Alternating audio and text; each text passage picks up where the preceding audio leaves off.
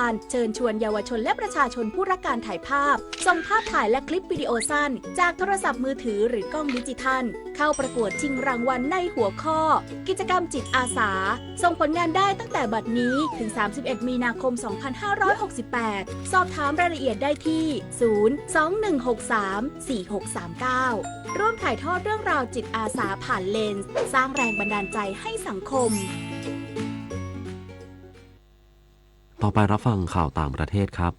สำนักข่าวต่างประเทศรายงานโดยอ้างการเปิดเผยของ IQ Air บริษัทติดตามและจัดอันดับระดับมลพิษทางอากาศทั่วโลกที่ระบุว่าในปี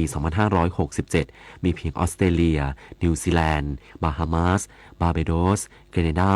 เอสโตเนียและไอซ์แลนด์เท่านั้นที่มีคุณภาพอากาศอยู่ในเกณฑ์มาตรฐานขององค์การอนามัยโลกหรือ WHO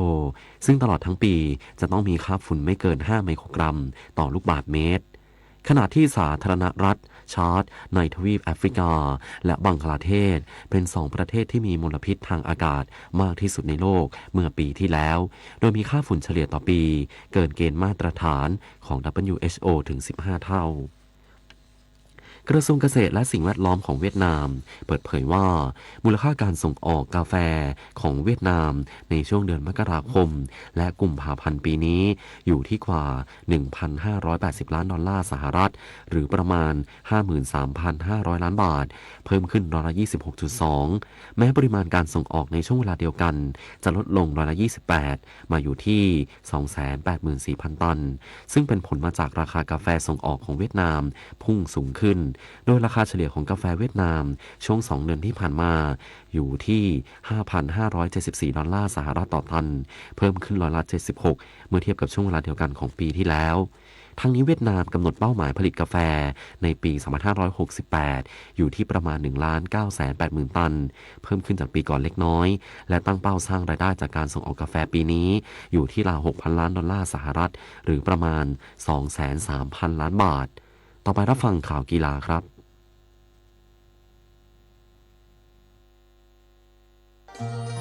ปีแห่งมหามงคลขอเชิญชวนคนไทยทั้งประเทศทำความดีบริจาคโลหิตในโครงการ70พรรษา70 ล้านซีซีเฉลิมพระเกียรติสมเด็จพระนิธิธิราชเจ้ากรมสมเด็จพระเทพรัตนราชสุดาสยามบรมราชกุมารีตลอดปี 2568 บริจาคครบ2 ครั้งจะได้รับพระผงหลวงปู่มั่นภูริทัตโตเป็นที่ระลึกดูรายละเอียดได้ที่ thaibloodcenter.redcross.or.th วันนี้ธรรมะเพื่อชีวิตเสนอเรื่องละความเห็นแก่ตัวโดยพระพยอมกัลยาโนความรู้สึกเห็นแก่ตัวเนี่ยเป็นเหตุที่ทำโลกให้เสียความน่าอยู่เราจะมีวิธีอะไรสกัดกั้นความเห็นแก่ตัวในหลักธรรมคำสอนของพระพุทธเจ้าถ้าหากเอาในมุมของการมาระลึกภาวนาให้บรรเทาเบาความลุ่มหลงเราคงได้ยินคำพูดสะกิดใจกันว่าให้คิดถึงความตายสบายใจนักมันทำให้ตัดรักตัดหลงในสงสารบรรเทามืดโมหันอันธการทำให้หายสะดุ้งไม่ยุ่งใจซึ่งเราเนี่ยบางที มันลืมคิดไปมันก็เลยเกิดความงกความโลภความต้องการคนที่มีจิตอันทุรนทุรายแสวงหาด้วยความกระสับกระส่ายกระเสือกกระสนทุรนทุรายเนี่ยลืมคิดถึงเรื่องชีวิตที่มีน้อยนิดอยู่กับทรัพย์สมบัติได้น้อยนิดลืมคิดไปในแค่นี้ท่านได้ตรัสสอนเอาไว้ว่านะมิมยะมานังธนะมันเวติกินจิเมื่อตายทรัพย์สักนิดจะติดตัวไปก็หาไม่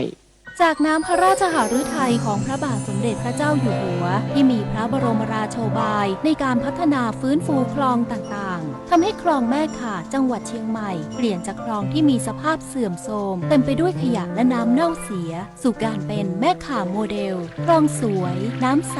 ไหลดีชุมชนมีสุขต้นแบบโครงการจัดการคูคลองในแหล่งชุมชนเพื่อสภาพแวดล้อมที่ดีและพัฒนาคุณภาพชีวิตของประชาชนอย่างยั่งยืนความสำเร็จในการงานทั้งหลายขึ้นอยู่กับการปฏิบัติตราบใดที่ยังไม่ได้ลงมือทำงานนั้นก็ยังไม่เป็นรูปร่างและไม่มีผลแม้แต่การจะวางโครงการหรือวางแผนงานก็ต้องลงมือขีดเขียนหาไม่ก็มีแต่ความว่างเปล่าพระบรมราโชวาทพระบาทสมเด็จพระเจ้าอยู่หัวจบข่าวเพ็ญศิลป์ส่งเนียมบรรณาธิการข่าวทิติมาอินกลัมและอานนท์นันตสุคนอ่าน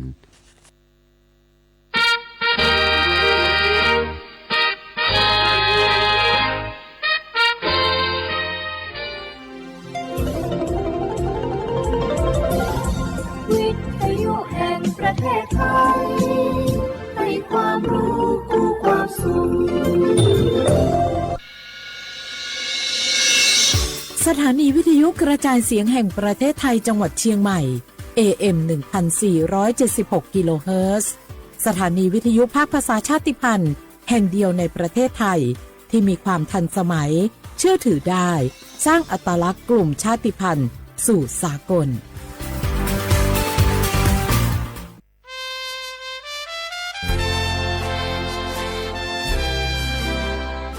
เกิดเป็นคนไทยเติบโตบนผืนแผ่นดินไทยจงภูมิใจในความเป็นไทย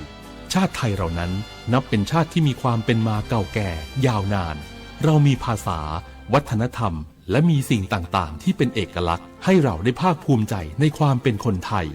เราควรเห็นคุณค่าและมีความรักชาติหวงแหนแผ่นดินอันเป็นมรดกของบรรพชนร่วมภาคภูมิใจในความเป็นไทยโดยสำนักประชาสัมพันธ์เขต 3 กรมประชาสัมพันธ์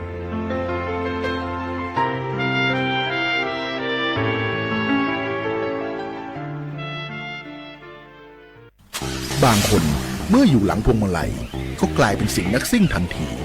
ขับรถต้องเหยียบให้มิดต้องเร็วกว่าไกลแต่ยิ่งขับเร็วอุบัติเหตุก็เกิดขึ้นได้เร็วเพียงเสี้ยววินาทีการขับรถเร็วเกินกว่ากฎหมายกำหนดก่อให้เกิดอุบัติเหตุทางท้องถนนมีผู้บาดเจ็บและเสียชีวิตเป็นอันดับต้นๆในแต่ละปีเพื่อความปลอดภัยของตัวคุณเองและผู้ที่ใช้รถใช้ถนนร่วมกับคุณขับช้าๆแต่ถึงที่หมายชัวร์กันเถอะครับ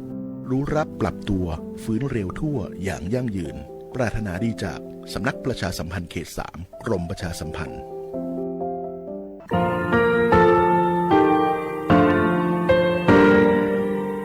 งาคือมีติปิเพกาวิชแล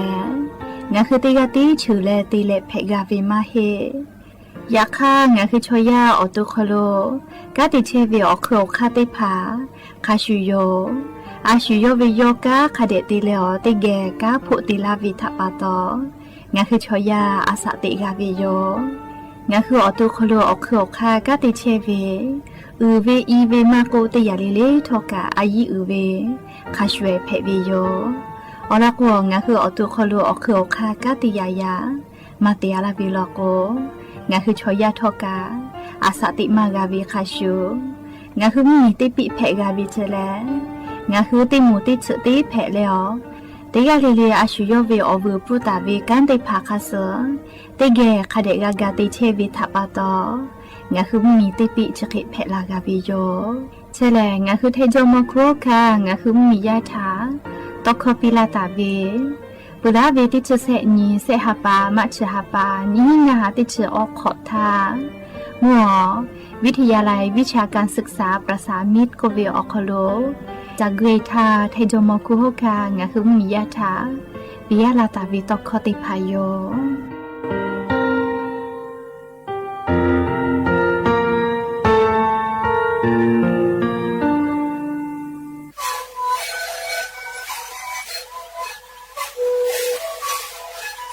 ชลิกูมันคือยาแก้เชื้อเวออกเข้าเชื้อ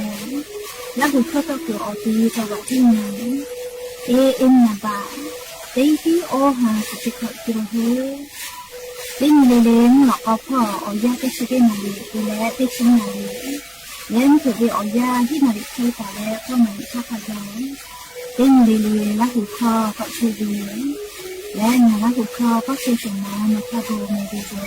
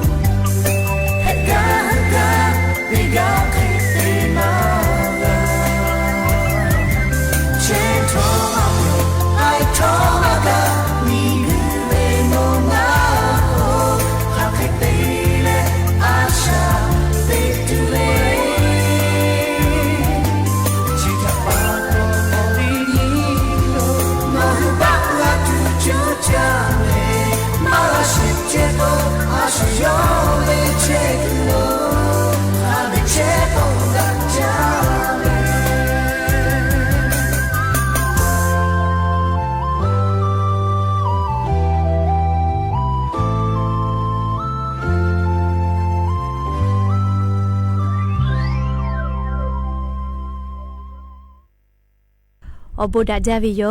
อย่าเพิ่งหาติปอทอกาดาจาวิโอยาชติยาอคโลลิงาคือรายการอบูดาจาก็วิโอคโลติปอกกามีลาแล้วชป้าอุปาโลเชตาวิโอวิโอเนียราหุยาติพัทติแกอคอกะกอกะดะเกเชวิทัปปะตออรอปืติกาลิลิทาตาอุยอยาวิโอคโลละเซจาและรายการอบูดาจาอคโลหะอยู่ลาวิโยแมหะวิโอวิโอเนียราหุยาขะพอชป้าโลเชตาวิคะคิเพเชเลเตยาเลลิกาจาเมดอเมซุเมกาเมเลอฮาเลดอกซาเชอลีนาจะได้เจอวิอยากานี่คือไทมิงกอคโลแลมุกะวิอยาลุลาปืเวทัปปะตองะคือเตยาเลลิกาจาเวดอเวเชเวจอเวเตจิเลเลพอกาอายิเตเลอาชุยอโตยอยากาทะคะเดญหาซาดักไอเสแมและยันยูวิอยากาจะได้ซุวิอยาคโลเลยันยิกาซุเปอ ni gapu yo vai jale na liao yao nyo ha ti phaka ya ni vyo ya le se ha pa ma cha ba kholo ya ni te chu te ni ya ni le tho lan phe vi lo me แล้วจะขอโทษกันยี่ฮียี่ชงาขอสุขอหาเวอวิอนี่ราหุยาติเผาติฮาเลเลเวอยาฮินาริควตาและกอนาริทักกายติฮาเลเลงาคือราหุคอรายการอบดาจา AM ติฮิโอหาสจิขอกิโลเฮิรตซ์วิทยุเรดิโอพอราหุคอตอไกเชวิโยเปิดตาเลนพอติพอ Facebook Fanpage สวทเชียงใหม่ AM 1476พอกะไลฟ์สดติดต่อไกเชวิโยข้าพ่อซาพ่อจโกอุพอพอนาและนี่คือราหุชอจิตาติแกโอกาปิดาไกเพวิโยแม่และอย่าพึ่งหาวิอยาคโลทอกะยูเวลาตาเวมีพ่อเวซาตาอบุจอวิออลอติผาติเลกะนิมาซาตุลิขอเอติภากะยูเวลาตาวิโยหาวิอเนี่ยราหุยาติเผายานี่โนหุเกอไคเพเชเลมุชะชะลาไม่เล็กกะอาลามาเอาเวกะเวแลจะมาจูให้แม่เลี้ยงคือไทยมิงก็ขอโลยาค่ะยานิเวลยาแลค่ะพ่อชื่อพ่อกะไลกะกะทิคาเชตุโยเฮเลมุชะชะเลฮอจาก็แลกะทิโกดะไกเชตุโยแล้วก็ยาสนาเลี้ยงคือจิไม่วิอขอโลกะมุซ้อมฝึกกะมาเก่าแม่ลิโกเลอาเจติอาเลลิมุชาตอลามุนีตอลาลาเลมุชาเลลาโกเลฮอเชฮอโมวิอซาลุลาแม่เลยันยังไงคือจิไม่วิอขอโลกามุชาเลดะจาเลฮอวิอซากะตะลาแม่เฮขอวิอเนี่ยราหุยาติภาเลชดิเจวิอยาเล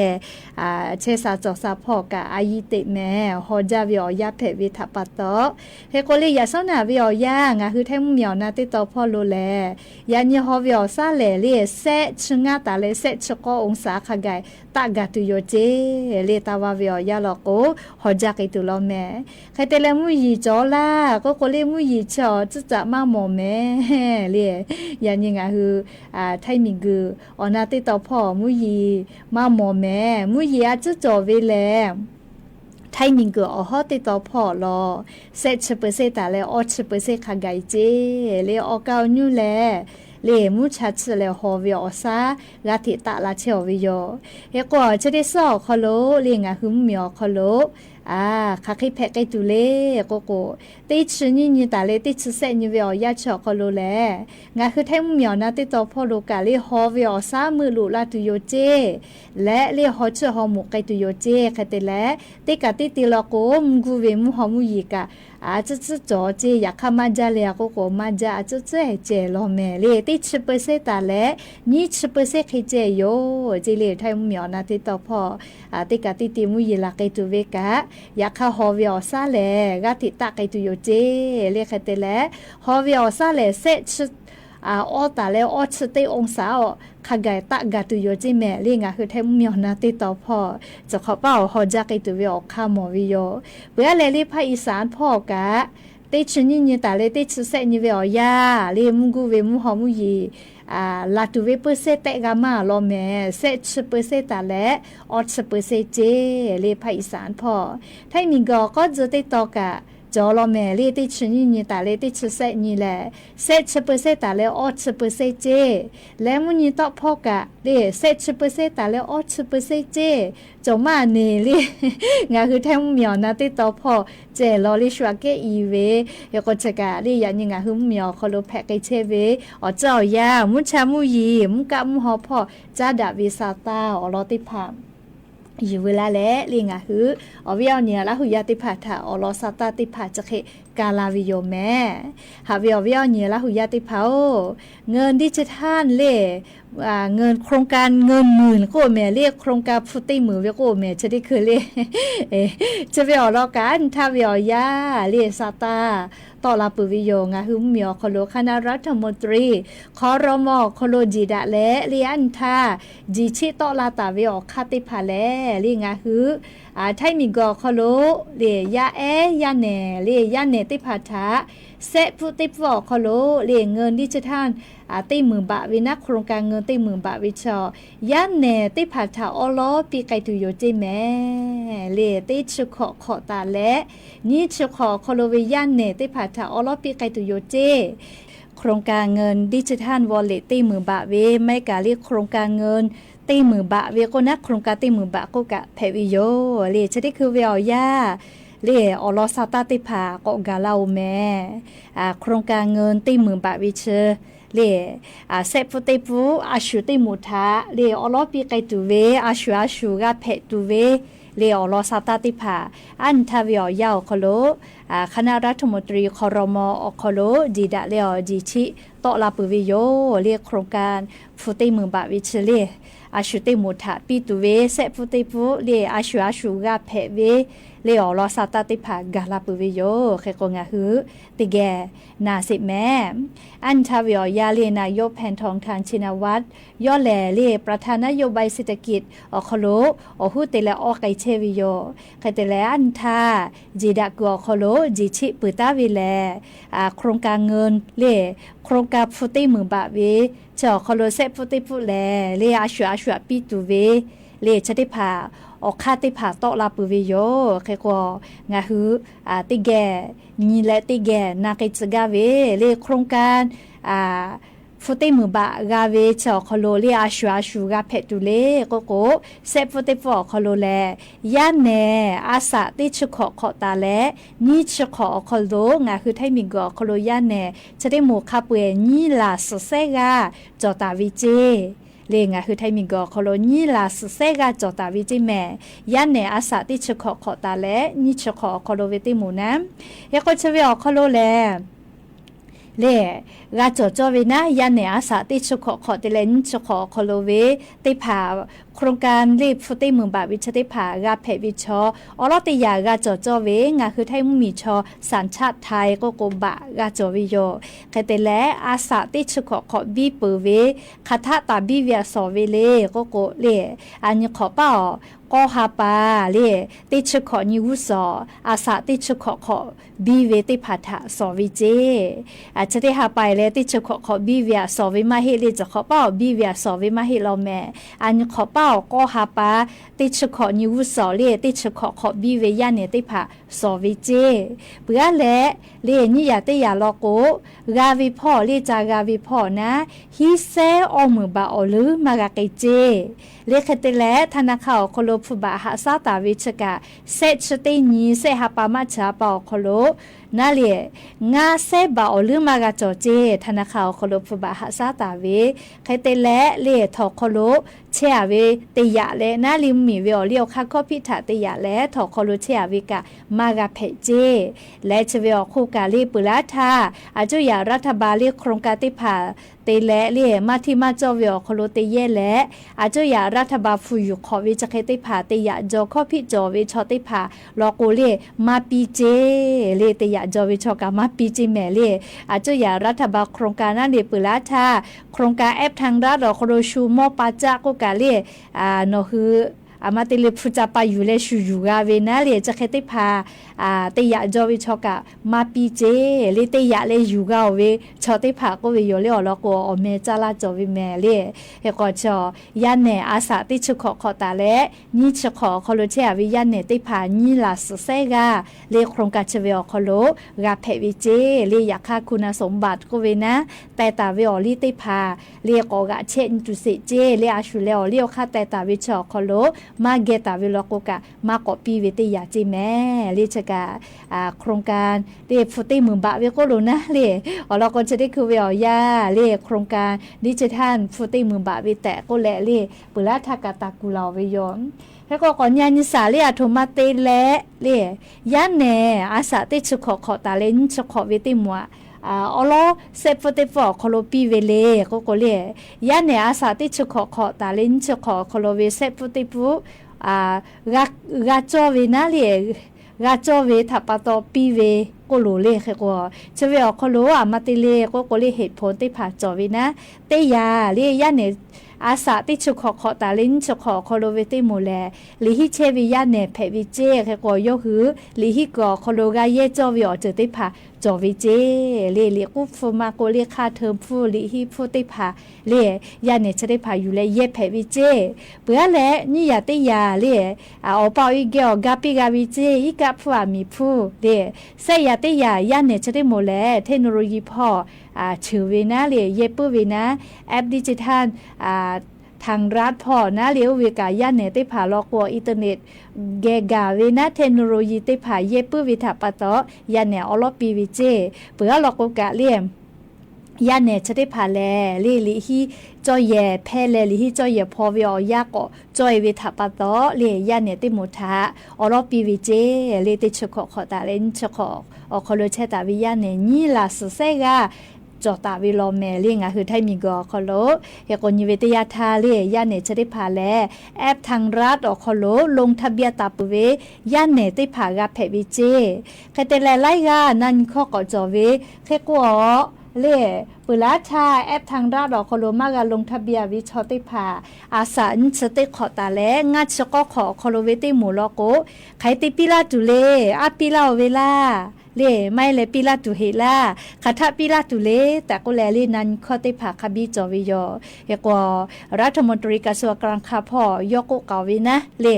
งาหืมมียาติพาอาสาอินสติขอตาแลงัดชก็ขอโคโลเวติหมูทากะปิลากิตุโยเจยาค่าคาทาก็ปิลาตุคาเคติปิลาตุนะเลอาจุยารัฐบาลกติปาติพาก็จีดาเลกะคาก็กูตุเซเจเลเฮกว่าปุราชาแอปทางราดอกโคโดมากาลงทะเบียนตาวิชลโกไขกาติตุเลโทรศัพท์มาจอเลสามารถโฟมาจออินเทอร์เน็ตมาจอวิถาปตอแอปทางราดอกโคโดมากาลงทะเบียนตาวิชคาเคติกาลากิตุเลก็เลลิงะหึมมียากะนันคอคบิจอวิโยเฮกชะเตโมทาโลโกเลธนาคารเลติกากาทะเยแลลงทะเบียนจลาตุโยเจเลอเหนียว5ธนาคารคาเวียเลจ้าเลลงทะเบียนจลาตุเวชอาจุยารัฐบาลยุหือจีดาเลกะคากูเปขอเนาะเลงะหึมมียาทะติปอกเป้าทุลาตุโยเจเฮโกเลชะเตมัวกามาบาเจเลโทรศัพท์มือถือมาจอเวติมัวกามาบาจิแมเลเขกว่าธนาคารติเตพาทะเยแลเนาะเฮือติปอกพอเลลงทะเบียนจลาตุโยแต่ก็แลเลยะนีรัฐมนตรีกระทรวงการคลังพ่อวิกาอลอซาตาติพาจะเคปิลาวิโยเลจกาอยู่เวลาเลเลงะเฮือวิอนี้ลาหุยาติพาทะเกามาลาวิซาตาติพาเพวิโยแมเฮกว่าก็จ้าเลกาเลติลอกะก็นักสิแม่อวิอนี้ลาหุยาติพาจะได้คือวิอยาแลเรียงาคือไทยมิงก็คอโลกาเยตุเวเทคโนโลยีไอทีได้ผ่าชื่อจ้าเล่เวลาถ้าเราก็ทุเรียนสุดเล่แม่มาแม่เฮมาเฮวิชอมาสนะเรียเปิงมือจ้าวินาใครนาดามาดาวิออกคอนิมากาเรียแค่กว่าตัดดูเปาโดอันนี้เวนะเล่ทุเรียนเฮมาเฮเวเฮก็เตปปก็นาปอมาดาไม่กันนาพี่เราก็นะเล่มาเฮกับเฮเวแต่โดแลเล่ฮอปีเวนะแค่ก็วิจ้าป่าจ้ามากาเลมาเฮฮิเวทุเรียลโกสาเลเลกาเลอบัมมีพ่อฮอตอยเวลโกกะชุกุตุกอเพวิโยจะดาปตอลีชดิคือเวียย่างาคือไทยมิงกอคโลกะเลเยตุเวเลทอนตุเวเตอินตุเวนะเลซีทีสแกนเลทุเรียเลชอยาอานาออโตคโลซีทีสแกนตินิเวคาชูเลทุเรียทากาเลซีทีสแกนตินิแลเตอินตุโยเจอคอเลเฮมาเฮแม่มาแม่เวเลเปิดมือจ้าเวลาขาใครเวลาเฉลเซนาทีเซวินาทีเจที่เยวิเจเขาก็กอดสงาเปเซเลคาเดชานี่แต่นิกาวิเจเลอาลุชื่อจาเลงะคือชอยากะเยตุเวอเขาคาติพาทะเยเลเลทุเรียสทักขไกกะดามาดาเฮมาเฮเวติพาเลแต่อินตุเวอคือติพากะเตกาวเจแต่ก็แลเลียวเวียนี่ลาหุยาติพัทธาเลียวลอซาตาเจ้ายาคาสึแพกไกเชเวกะอยู่เวลาแลงาคือเวียนี่ลาหุยาติพัทธาเกามาลาวิโยแม่ก็จ้าเลอะเมฮาวิอยากะมูอสังกะเพพ่อแม่มีตุวิเจอะเมฮากะเลอะโลมีกะติปากะลุยแลเลียมีกะกะดอกไปวิโยสักกะเพพ่องาคือจังหวะจิใหม่เลียเมฮาวิอยาเลียมีตุวิโลเจเลชดิคือแลมีมากะตุแม่ มีตู้เวแลเล่ตีตารังนิ้วเลกะลิโนคือกาเสวิจิแม่ให้พวกขอมีตู้คือเวแลมือเวียวพวกกะชะมาไม่มาเฮแม่เลี้ยวเวียวเหนือราหุยาติเผาทอคอกะแพคือมือกะมือวิจิแม่เล่ให้พวกขอมีตู้คือเวคอพี่เฮจาแม่จะรับปะตองะคือติกาเลกะอามีตาตู้คือแต่เล่จะได้คืองะคือมีเวียวเลี้ยวค่ะกฎหมายแต่เวเฮจาเลียยีกะเลียคะเดติตุโยเจอาชุติกาเลให้พวกขอมีตู้กะเลเล่คอมีตู้ไกเวลโกเล่ขันยีไลตู้ไกเวเล่ลูไกสิไกเวขมาเวคาเปเล่สอแตญิปอแหละนะมือตุโยเจ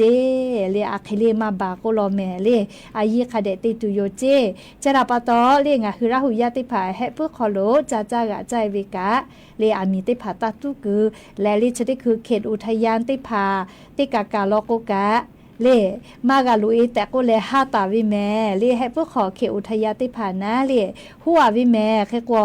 มาลุยจลาวินะเล่แค่ก็โนฮือลุยและอามีติผาจาตุโตลาวิลก็โนฮือมือตุโยเจแค่ก็เลยให้พวกขออามีตุกือเวแลเล่อธิบดีกรมอุทยานพ่อโยฮือซาตาปิโตลาวิแลทอขอกันชะขออยู่ฮอและผู้กันลาทักขกายมือตุโยเจและเล่ให้พวกขอญหาทรัพย์ผู้นาเล่สุเจกอติติตัวปุญญหาทรัพย์ผู้กะเตไลเวเตเส้นมือตุโยเจเล่แค่ก็สติเตแม่เล่ชุมาโมดอและตาจาเตแม่เล่อลอโกจะได้คือเวียวยาแลเทคโนโลยีเคอคาติผาไวจ้าแต่ก็แลเล่อเวียนี้ลาหุยาติพัทธาอลอซาตาอยู่เวลาและเรียจะเกชิลากาลาวิโยแม่และอย่าปึฮาติปอทกาชิลากาลาตุเวอลอซาตาติผาจะใครไม่จะได้โยแม่ลุลาและกากาพนาเลอโอกาปิลาเชเวติกาเลเลกาอบุจาแม่ติกาเลเลซแม่กาแม่เชซาจอซาฮาเลดอซาปีอบุจาเซอาเอติมาราโกนาโตอิเดยา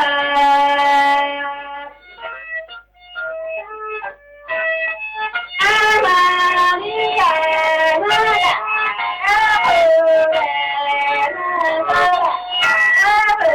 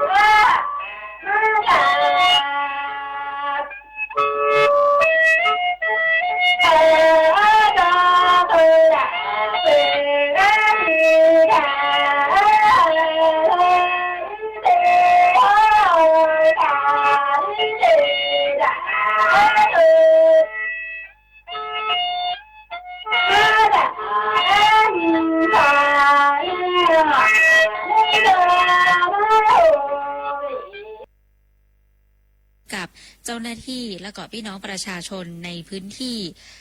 กับสถานการณ์ไฟป่าที่ยังเกิดขึ้นในพื้นที่ทั้งสองอำเภอนี้นะเจ้าสำหรับวันพรุ่งนี้จะพาคุณผู้ฟังไปติดตามข่าวสารจากปีอปมช.ในพื้นที่ไหนอำเภออะหยังรอติดตามไปพร้อมๆกันเจ้าและทั้งหมดนี้คือรายการคุยข่าวรอบวันขอบคุณคุณผู้ฟังที่ติดตามรับฟังรายการคุยข่าวรอบวันกับทีมข่าวสวท.เชียงใหม่วันนี้ผมคมสันต์คำวงพร้อมทีมข่าวและทีมงานสวท.เชียงใหม่ขอนำรายการคุยข่าวรอบวันลาคุณผู้ฟังไปก่อนแล้วพบกันใหม่ในวันพรุ่งนี้สวัสดีครับ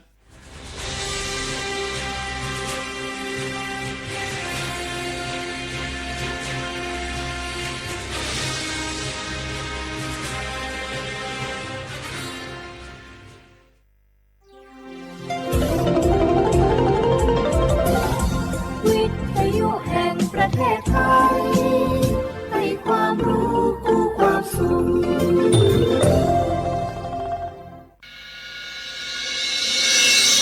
สถานีวิทยุกระจายเสียงแห่งประเทศไทยจังหวัดเชียงใหม่ AM 1476 กิโลเฮิรตซ์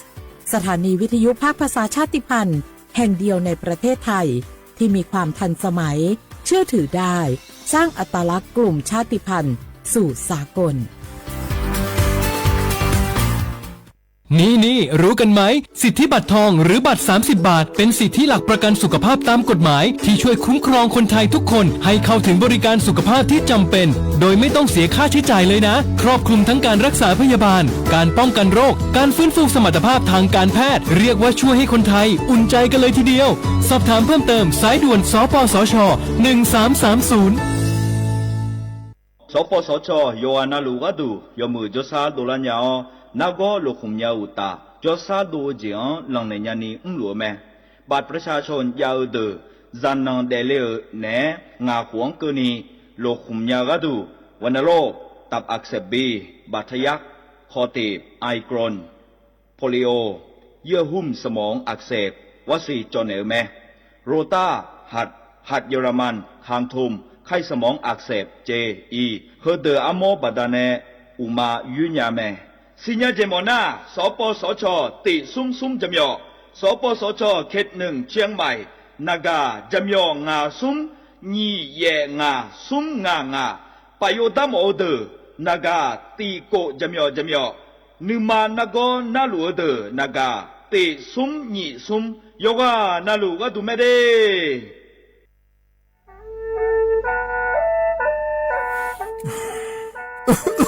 อาลูฮอเซ่ฮัลโหล PM 2.5 กัมพาวลาสเมียมัวที่ปอยมามึงอ่ะสักแกมันก็ได้ช่วยในเปลาสเมียเงแม่ฮกว่าดูนะอยู่คนน่าลูกโลยาสาแม่อย่ามือจะซาโดพอก็เดเลยโดเดกาพอป้าเพียงก็เดเลยห่อเธอเยอ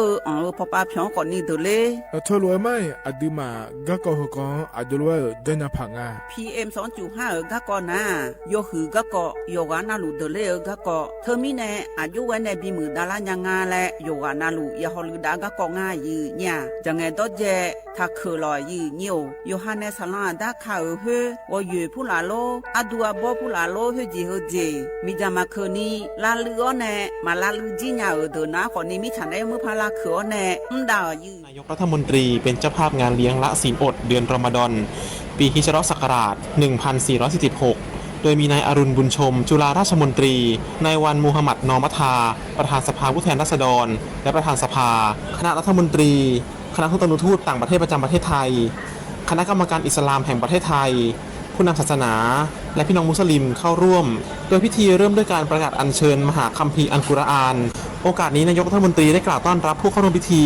ยินดีและประทับใจที่ได้ร่วมงานเป็นปีแรกซึ่งเดือนรอมฎอนถือเป็นเดือนประเสริฐของพี่น้องชาวมุสลิม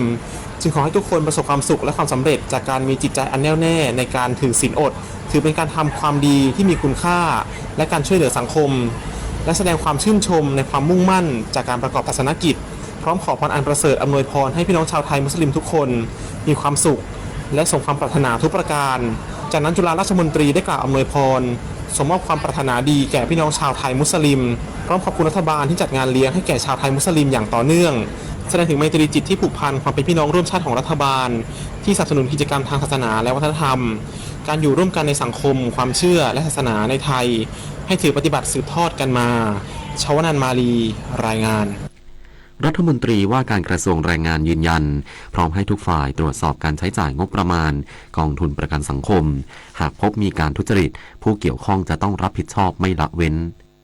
นายพิพัฒน์รัศกิจประการรัฐมนตรีว่าการกระทรวงแรงงานรับหนังสือจากนางสาวรักชนกศรีนอกสสพรรคประชาชนในฐานะโฆษกคณะกรรมาธิการจัดทำและติดตามการบริหารงบประมาณที่มีสาระสำคัญคือการให้ตั้งคณะกรรมการตรวจสอบการใช้จ่ายงบประมาณของกองทุนประกันสังคมโดยรัฐมนตรีว่าการกระทรวงแรงงานชี้แจงว่านายอนุทินชาญวีรกูลรองนายกรัฐมนตรีและรัฐมนตรีว่าการกระทรวงมหาดไทยในฐานะรองนายกรัฐมนตรีที่กำกับดูแลกระทรวงแรงงานได้มีคำสั่งจัดตั้งคณะกรรมการตรวจสอบข้อเท็จจริงการใช้งบประมาณของสำนักงานประกันสังคมโดยมีนายอัญชิตสัมพันธรัตน์เป็นประธานคณะกรรมการและมีนายสมาร์ทปัทมสุคนรองปลัดกระทรวงแรงงานร่วมเป็นคณะกรรมการในฐานะผู้ประสานงานที่จะคอยอำนวยความสะดวกและสนับสนุนข้อมูลเอกสารต่างๆตามที่คณะกรรมการต้องการพร้อมยืนยันว่ากระทรวงแรงงานและสำนักงานประกันสังคมพร้อมให้ทุกฝ่ายตรวจสอบตามที่ร้องขอโดยจะเร่งรัดดำเนินการตรวจสอบข้อเท็จจริงให้แล้วเสร็จตามกำหนด90วันหากพบมีการทุจริตหรือประพฤติมิชอบจริง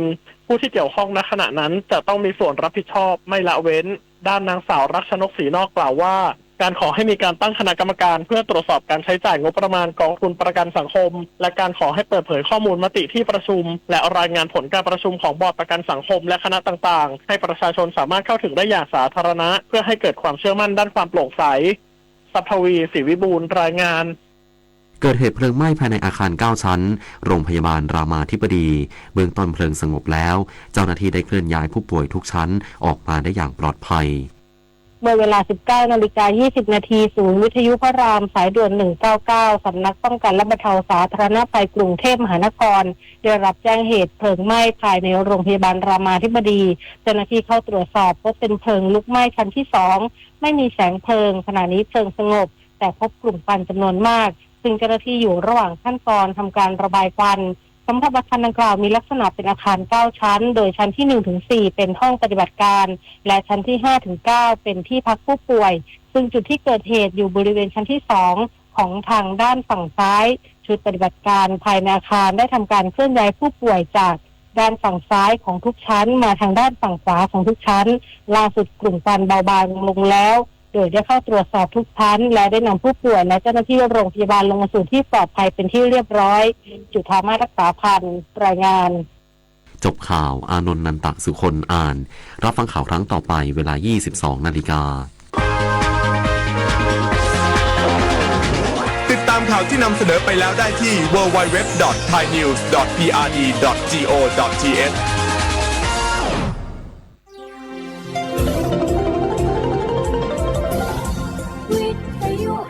ประเทศไทยให้ความรู้กู้ความสุข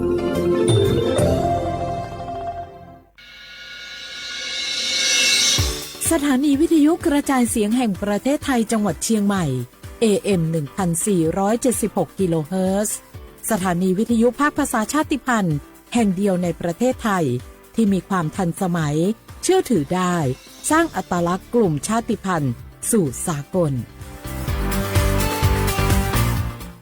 นี่รู้กันไหมสิทธิบัตรทองหรือบัตร30 บาทเป็นสิทธิหลักประกันสุขภาพตามกฎหมายที่ช่วยคุ้มครองคนไทยทุกคนให้เข้าถึงบริการสุขภาพที่จำเป็นโดยไม่ต้องเสียค่าใช้จ่ายเลยนะครอบคลุมทั้งการรักษาพยาบาลการป้องกันโรคการฟื้นฟูสมรรถภาพทางการแพทย์เรียกว่าช่วยให้คนไทยอุ่นใจกันเลยทีเดียวสอบถามเพิ่มเติมสายด่วนสปสช1330สปสชโยอานาลูกาดูยมือจซาโดลัญญา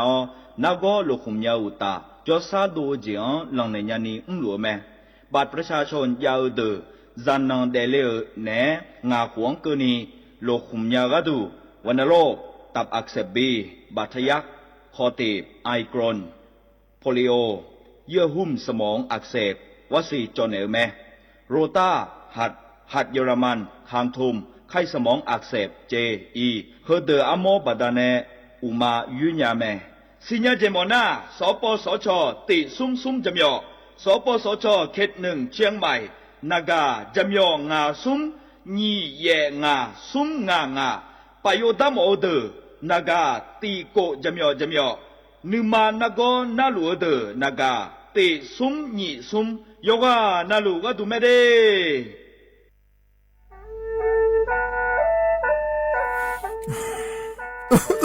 อาลูฮอเซ่ฮัลโหล PM 2.5 กัมพาวลาฟามียมัวที่ปอยมามึงอ่ะสักแกมันก็ได้ช่วยในเปลาสมียเงแม่ฮกก็ดูนะอยู่โคนาลูโคโลยาสาแม่อย่ามือจะซาโดพอก็เดเลยโดเดกาพอป้าเพียงก็เดเลยห่อเธอเยอะพอป้าเพียงก็นี่เดเลยเธอรวยไหมอดีมาก็ก็ฮกอดีรวยเดินพังอ่ะ PM 2.5 ก็ก็นะโยหือก็ก็โยกานาลูเดเลยก็ก็เธอมีแน่อายุวันในบีมือดารายังงาและโยกานาลูยาฮอลืดาก็ก็ง่ายยืเนี่ยจังไงดอเจถ้าคือลอยยืเหนียวโยฮันเนสลาดาข่าวเฮว่าอยู่ผู้ลาโลอดัวบ่ผู้ลาโลเฮจีเฮเจมีจามาคืนนี้ลาลือแน่มาลาลือจีญาเดนะคนนี้มีฉันได้มือพาลาคือแน่ดายืเหนียวน่าบ่ชมีจาไงมาบีดลานี่ยาฮอลืดาง่ายยืเหนียวบ่ชมีจาดูฮอร์โมนาอะชอเจ้าหน้าที่ตัวปาฮอลืดาดึงอะเข้ามาดจาบีลอยยืเหนียวน่าโยวานาลูชอบาแน่อะบ่ยาคดาง่ายยืเนี่ยบ่ชมบีเดียวแน่สาจะแลอยู่หาสู้เอาเธอโดมาอังไผโยฮานาลูอาลาเจ้าที่เขาลอยกัวเนี่ยโยฮานาอดัมเปดาวมือดาลาเนี่ยโยฮานาลูสาก็พอปะมือดาลาญาไผอดีมาไทยช่อหาโยฮานาลูฮออะชอมีหอนช่อหาโดเดกาลาเดสายอมือวออัญญาไผยอลอบิลอและโยฮานาลูตะกอลวยยาฮอลืดาง่ายยีเนียวเฮกันนิยอนดอกบดาบ้านแน่สำนักประชาสัมพันธ์เขต3กรมประชาสัมพันธ์พอปาแน่จากการแน่งา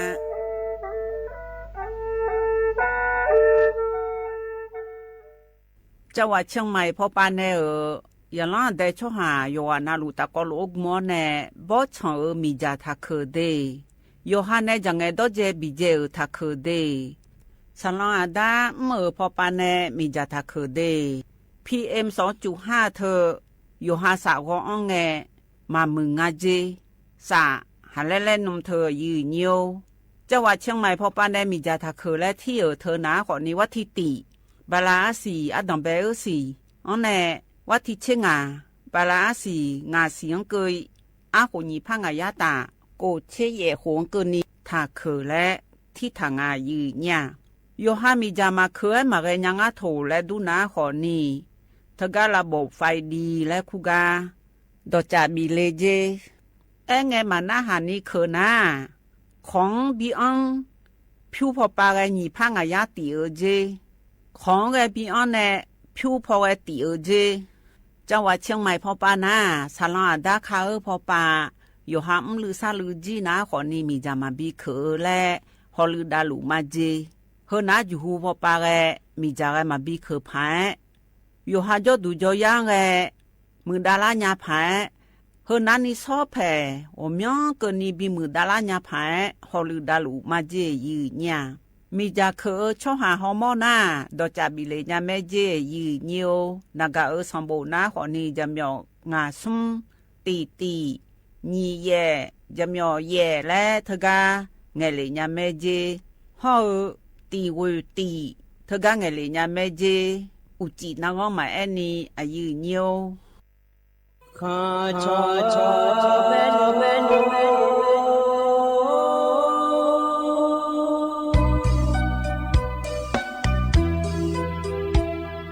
ဇာညေသောပူလေငါတော်ဝသူရခါပဇာညေသောမလေငါတော်ငါချောရခါပသောဖာမစီသောချာလောနာယိဘသမငနာမစီကိုလေပြာယိဘဘနုမစီလာသောလေမကျော်လေငါကျေ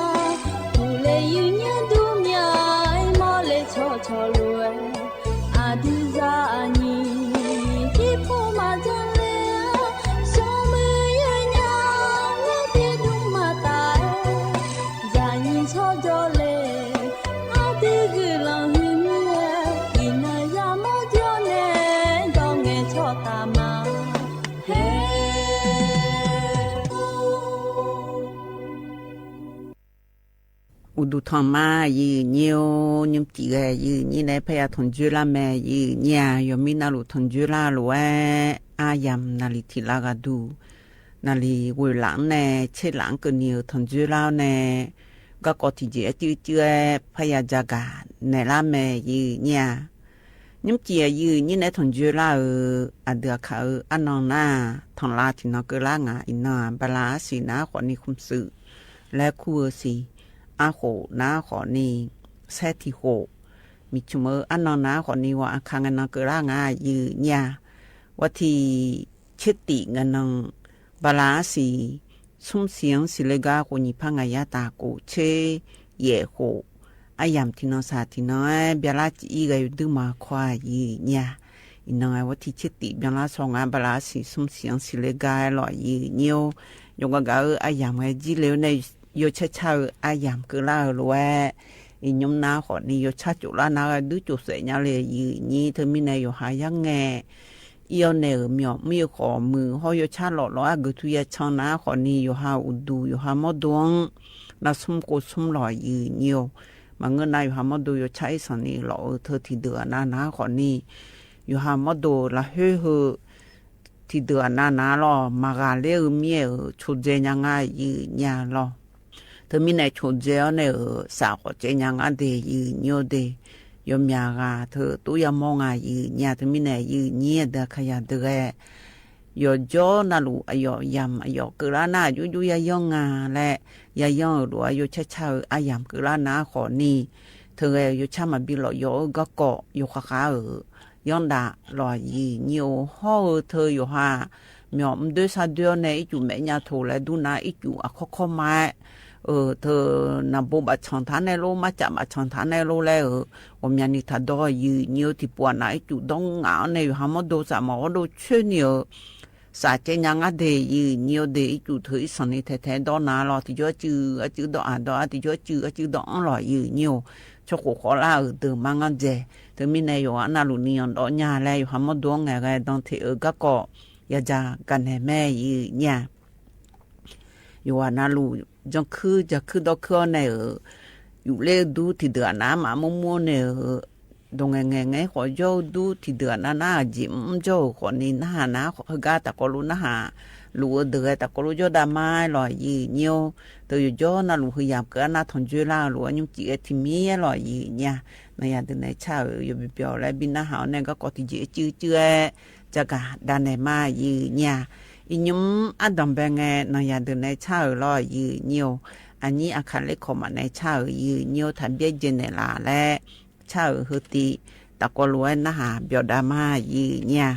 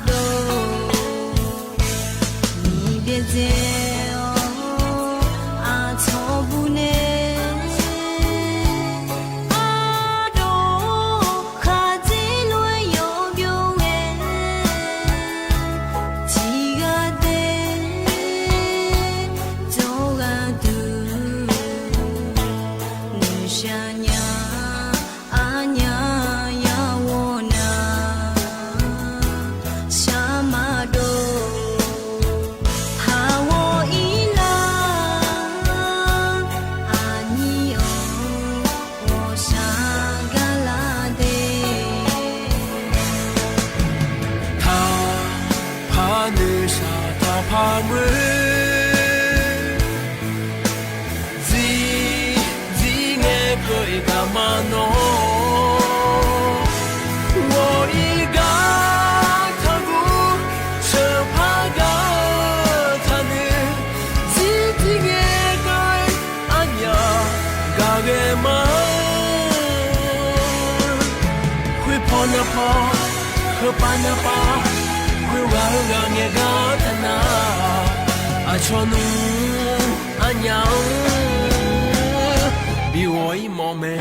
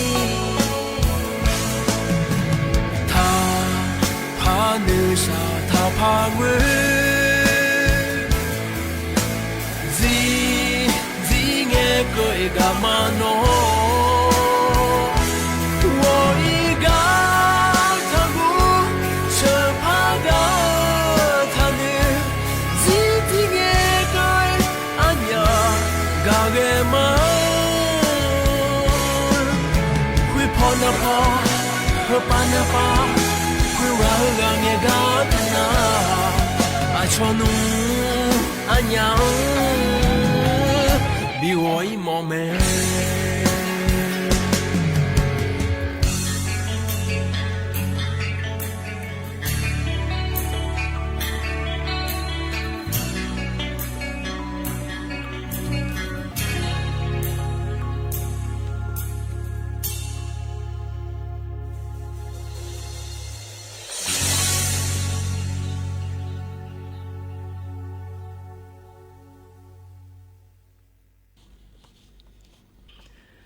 mà nhà từ này cha ở cả cái nhà nó học biểu du cái lò như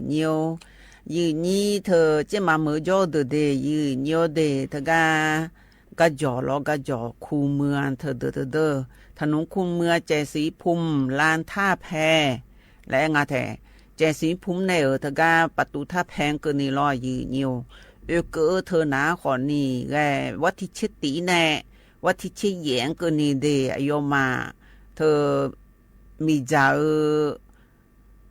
ฮอยเยอร์หรอมีจ่าไฟฟ้าฮอยเยอร์เธอจ้องมือเจจ้องไพ่เจแล้วตัวงาอายามนาลีเยลาที่เกินแน่โกลาที่เกินเกินนี่เยลาที่เกินแน่ลาที่เกินเกินนี่วัดที่เชิดตีแน่ชี้แยงเกินนี่เดยืนเยอะเดงานยิ่งสมัยสิญญานี่ถึงก็ชุมท่าแน่อะไรก็ตัวย้อนนะคนนี้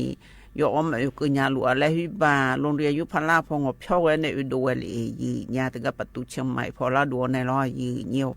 มีถึงก็ตัวย้อนนะยอมร้านอุญาลูอะไรจีจอมสิงอะไรเหรออะไรหนุ่ยไม้คนนี้ก็ละอยู่กับแน่กึ่งไงลูกบุตรในพญางะเธอเมียวัดที่เชิดตีแน่ชี้แยงเกินนี่ถึงก็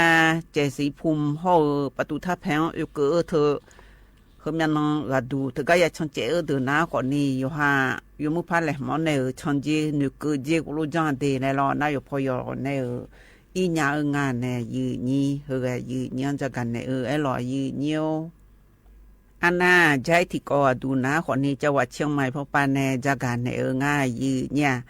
จังหวัดเชียงใหม่พอปานเนี่ยจะกันเนี่ยเฮ้ยนะคนนี้ถ้าก็ชอเสมาปปสเจเธอชอยาเสพติดพอปาฮอลือดาวเดืองรอยืนเนียวเฮ้ยนะคนนี้ยาเสพติดพอปาฮอลือดาวเดืองเนี่ยเนี่ยนะคนนี้สมบูรณ์ยาดวงยาเสพติดมาบินยานี่ฮอลือดาลุมาเจยืนเนี่ยรอ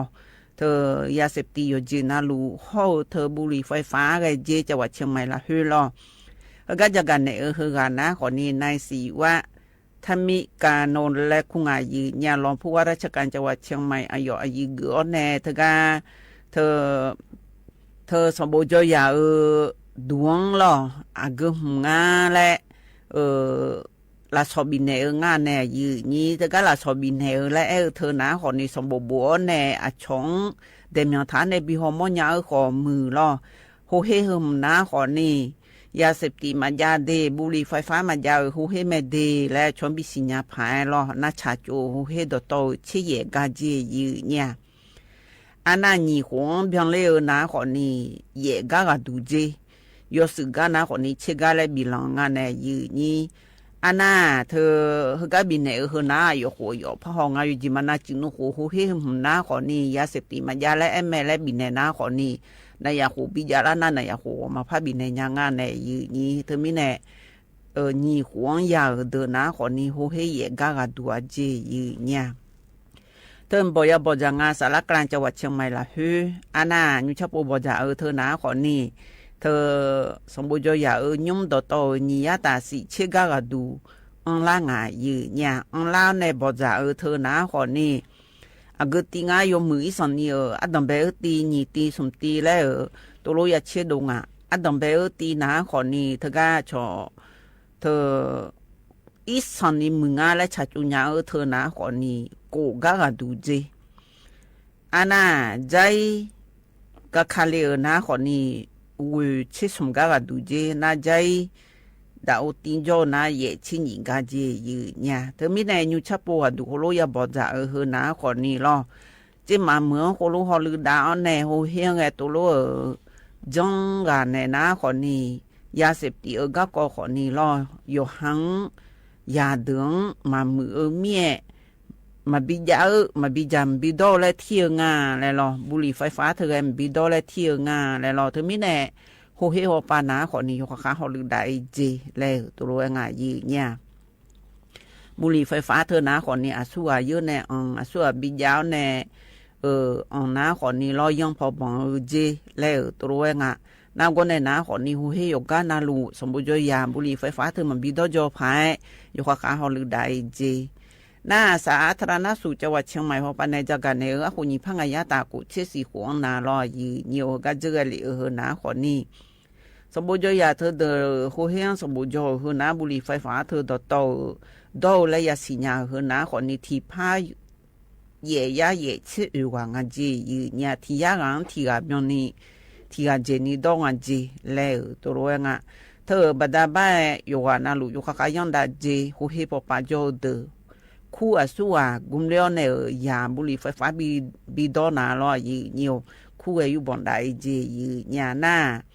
เธออายมานะคนเนี่ยชอทูบีนัมเบอร์วันและไงยืเนี่ยทูบีนัมเบอร์วันเธอนะคนนี้อามาอามูยาเสพติดปั๊มบียาและคำหรืออามาอามูก็ก่อลอยยืเนี่ยหูบันในยาอะไรหรือเธอเวชแทนได้เจนาก็ในนาขอนี้โฮเฮละเฮือชนลูกเสือตั้งภัยยาเสพติดโรงเรียนสิงห้าและงาแทลูกเสือบิเกลูกเสือเกิดเดือยาเสพติดบิยาและขมเมออันน่ะโรงเรียนสิงห้าและเฮนาขอนี้มามือมาจะมาบิจงก็เกาะลอยยืนนักกีฬาผู้หลัดบินี่กันในยาเสพติดมาบิลาจีเจแล้วตัวงายาเธออายุจอนเนี่ยอยู่ห่างอามามุชอกลัวกุมเล่มอนเนี่ยเธอป่าก็เกาะมามึงเดและบิจากาก็ก็อยู่ค่ะจงดูเอจีเนี่ยเฮยเนี่ยยัวดำเป็นไงจากกันเนี่ยล่ะเฮ ก็ในหน้าหน่อยเดินในชากาติตีและพนาหบยอดามายืเนี่ยอันนี้น้องเบมโบนิตาและคู่ในชาวรอนึมาลาหุนุทาลุมาและชาวเฮติตะกอลวยนะคะบยอดามายืเนียว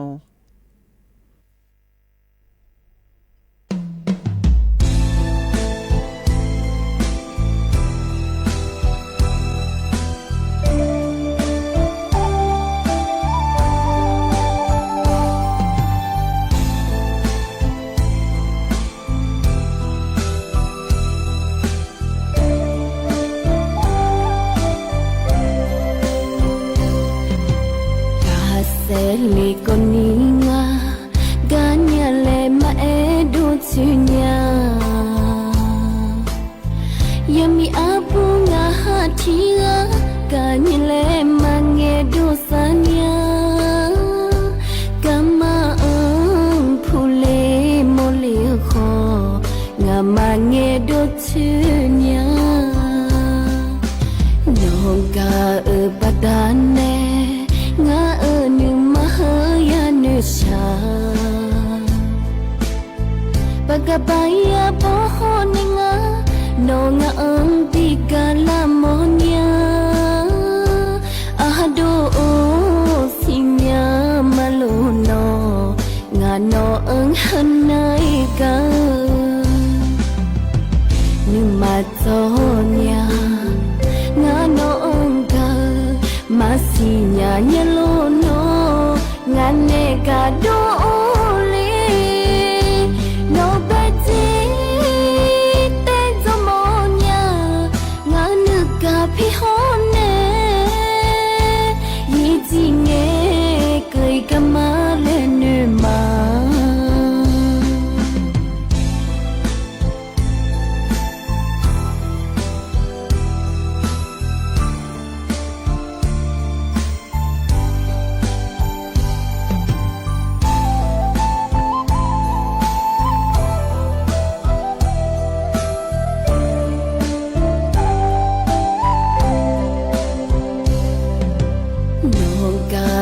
padane nga anu mahaya nusha bagabaya pohoninga no nga antika monya ahado sinya maluno nga no ang hanay ka numatsonya nga no ang ka masinya nyelono ngane ka dole no bati te zomonya ngane ka phihone yijinge kai kamale ne ma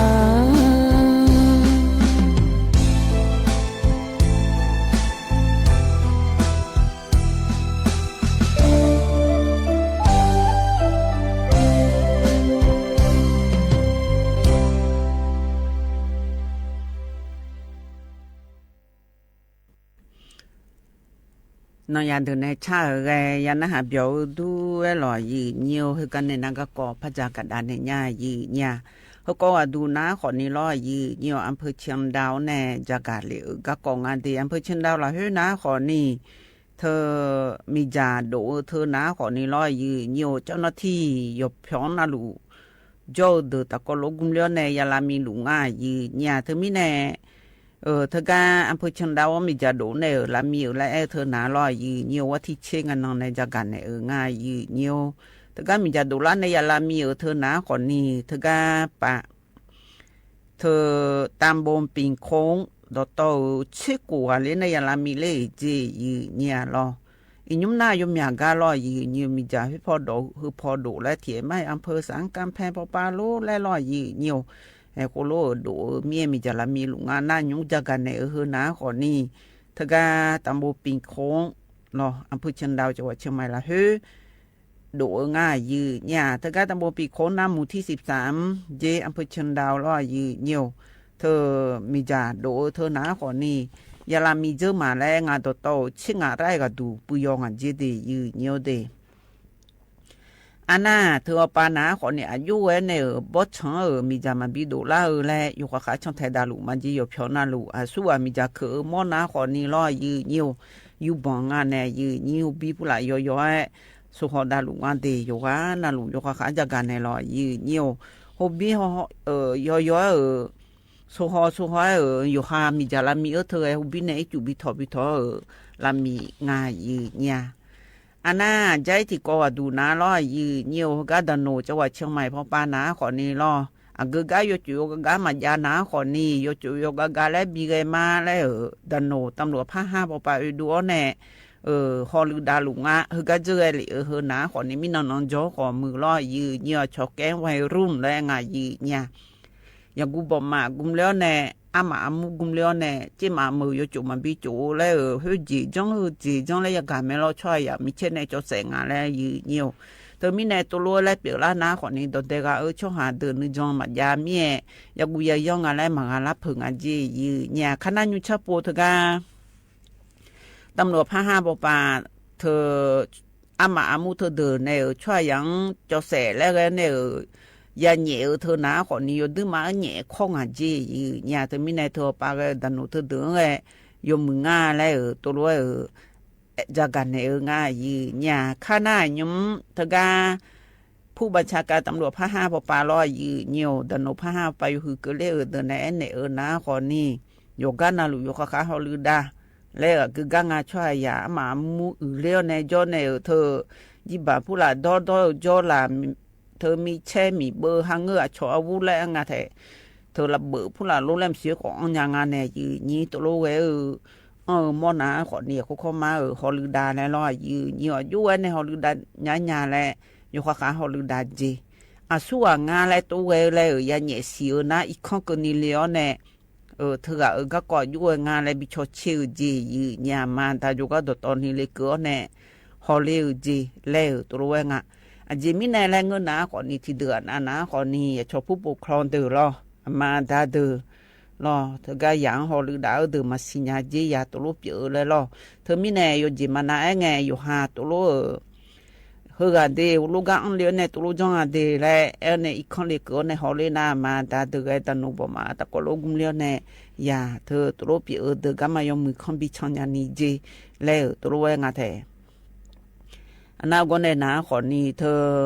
อาชอบุคคลต่างดาวและงาชอมีหอนชอหาดีมาถ่ายมืออ้อนแน่เธอย่องผู้หลาบอนเลี้ยวจีจ้องเดือขอมือยกขาฮอลือได้จีเนี่ยยันลันได้ชอหาสู้ตัวยามอนา191เธอก็นักงานเลยจีอุจินังมาแอนนี่แล้วตัวงานยันลันได้ชอหาก็อยู่กันนั่นอยู่หามือฮอลือได้รู้ว่ามันนึงยามอนาบ่อยากก็จีมามือนะขอนี่ดอจะมีกันเลยดีและจากาในก็กองงานยีเนี่ย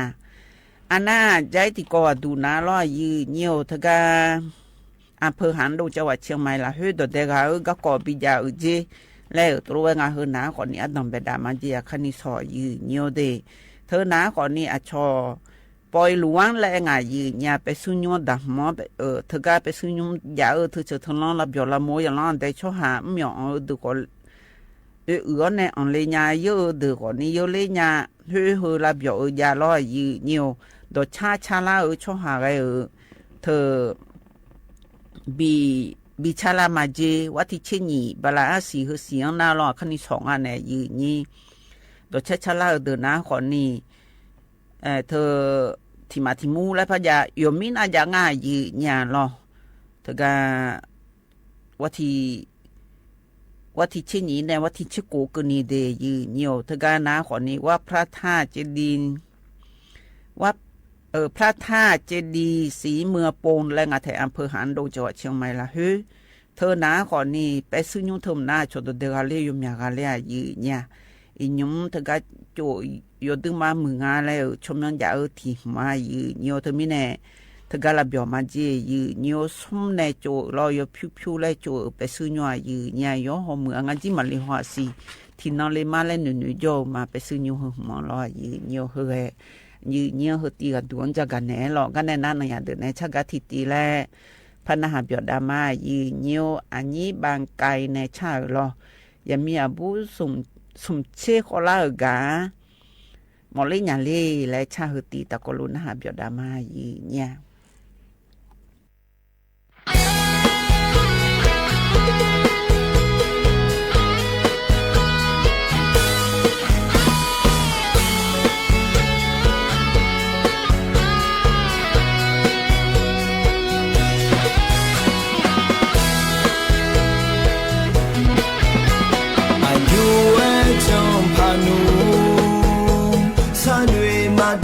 就来想，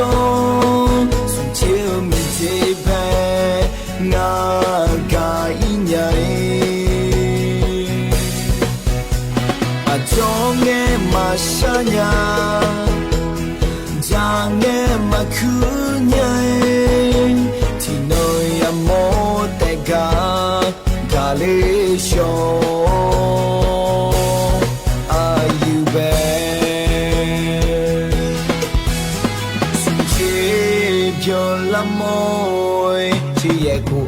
Đào lối nó tu nga mà em nhà mi mù nga yo tu cha le nga yo se kha la nhai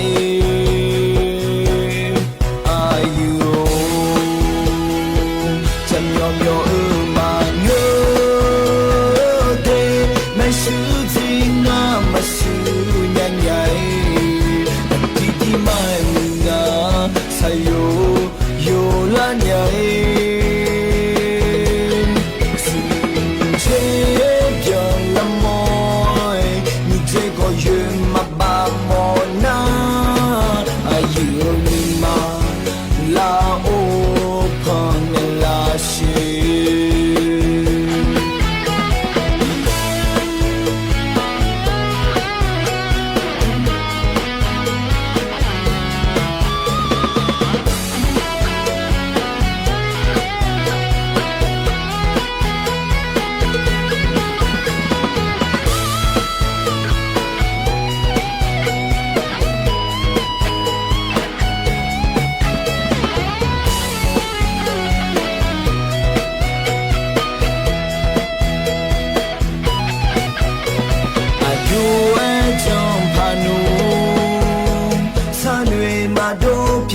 Son chiều mi chế bé ngã cả ý nhảy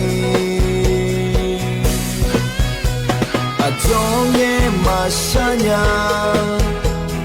ra nghe mà cứ nhảy thì nơi mô tè gà lê show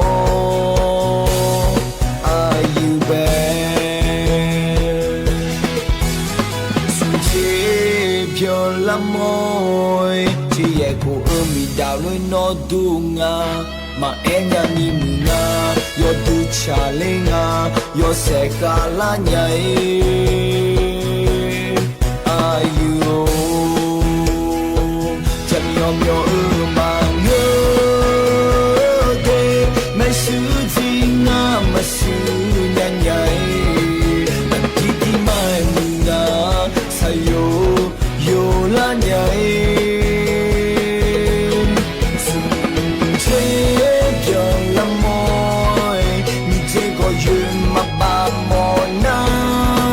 ai yêu mình mà la ô còn là gì chẳng nhỏ nhỏ mà nhớ đi mấy sự là chia ngã mà sự nhảy nhảy anh tí tí mai mừng ayo ayo la nhai chế dòng làm môi như chế có duyên mà ba mò na ayo mà la ô còn là gì ayo bé đi đi mai ani ganya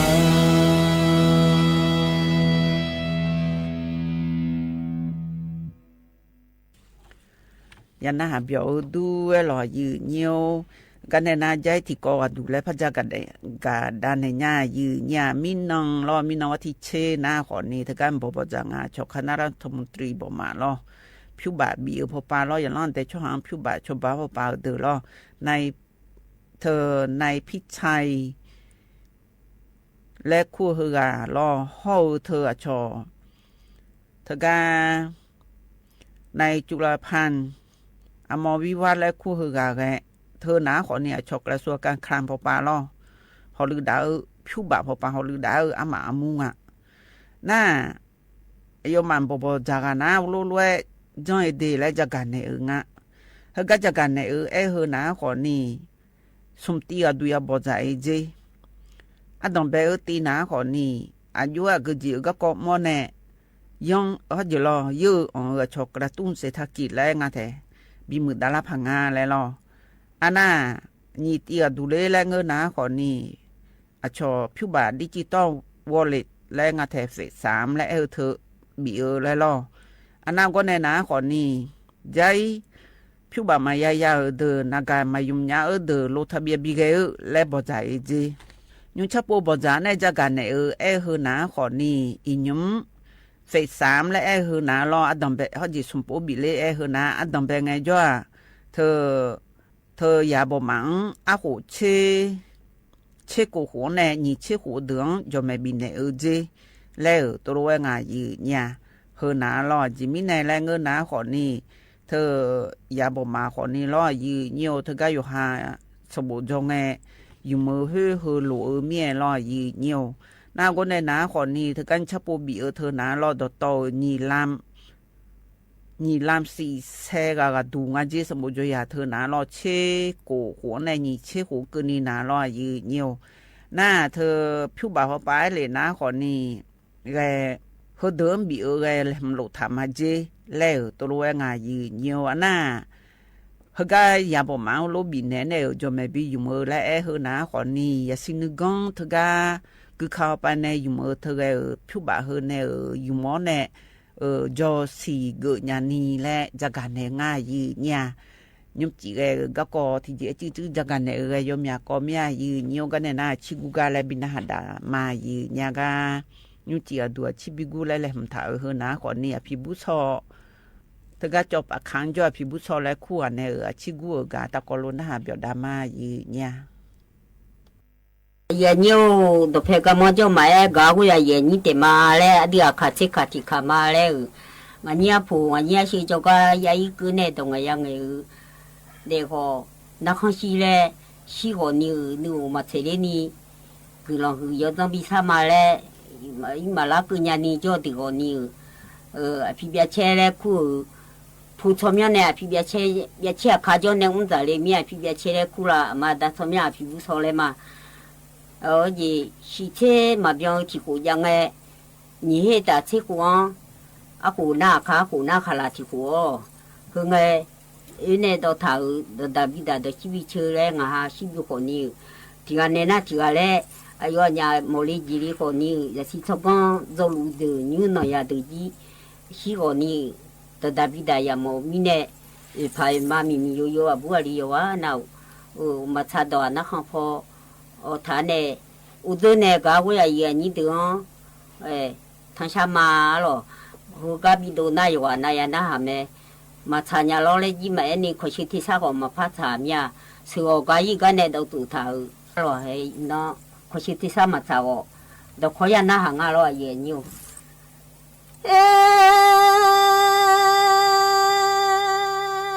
那叫门啥嘞？那苦门啦，切哎，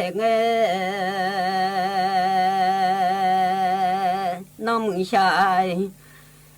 也跟俺就嘛一嘛门，那叫个啥嘛树啊俺发脾气俺路很难的。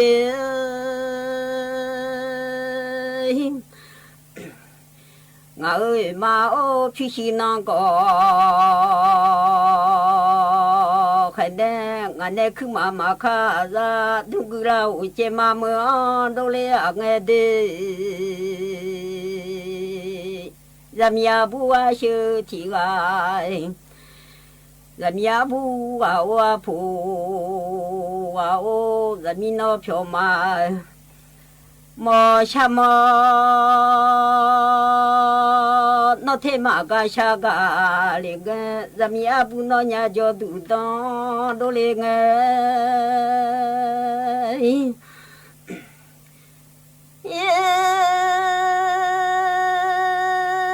อดีที่ของกาเลชอมาเง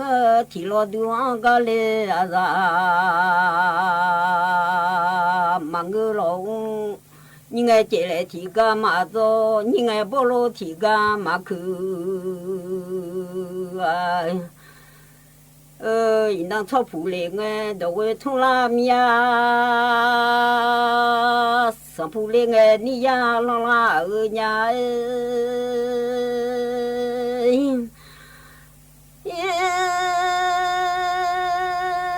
那草铺嘞哎，都会从啊。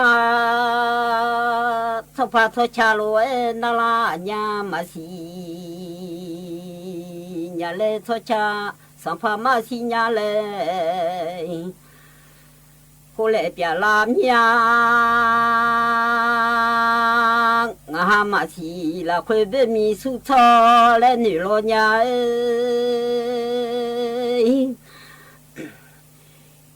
那西拉有哈草哈，老娘上怕马西伢来后来，别个马西拉快老比爱上，阿来女个西拉我把有哈上，我老草么多。da za lo mia ma da la khe lo me nga le ni lo nya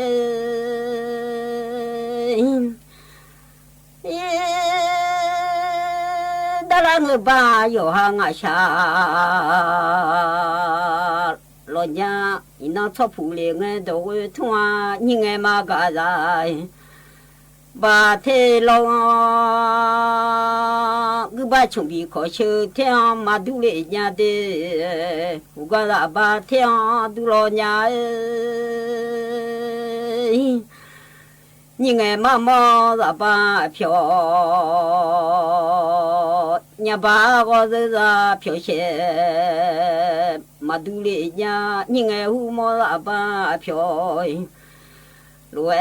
giờ ni cho những thì ga cha lê la ô lo lê thì phải yêu lê lê mà ni thì cho ni la mía lo ni sao nói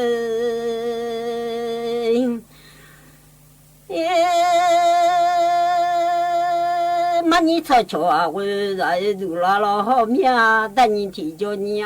ta ni lo đó là phải thế cho du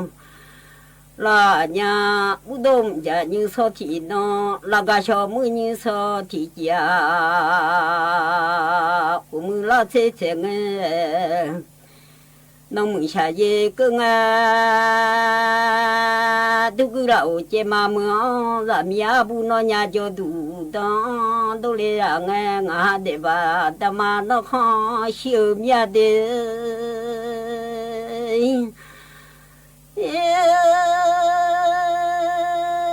Sasiya za lenge mya ja mile ama sasiya za lenge dong ja pu le malan ya ngabu ma mo si ge yi che ge nge sa ma ma lo si nge ji ta lu la ma yu nyo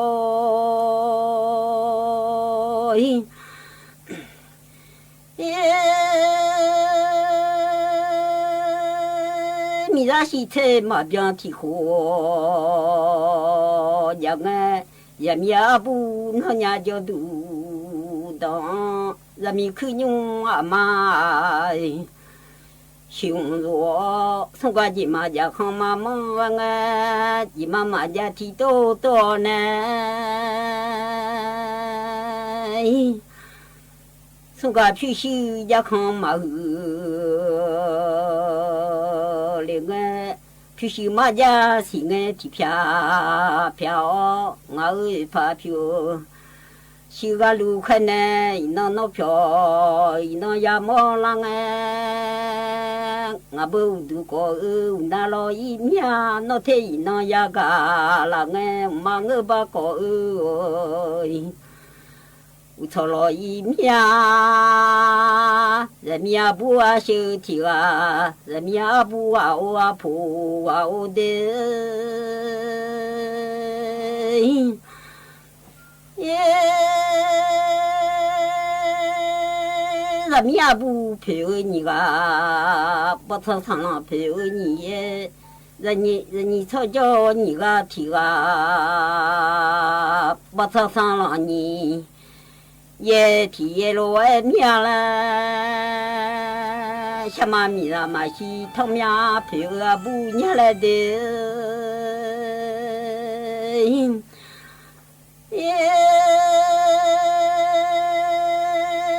还叫米罗叫伊嘛陪。呀，什么米啊嘛是他们陪个，是少少看家嘛陪，了家的嘛是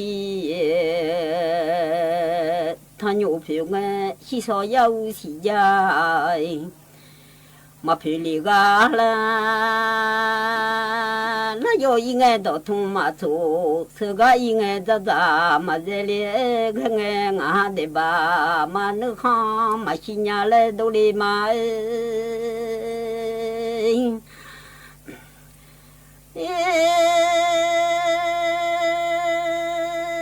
咱们可用嘛凶，如里啊嘛。人民那叫看叫了，当都来，我叫阿啥移动了开，我好了弄东个提了，我叫东个米茶，叫了东个米来叫哎，你了我把那叫提看，你家来都来嘛。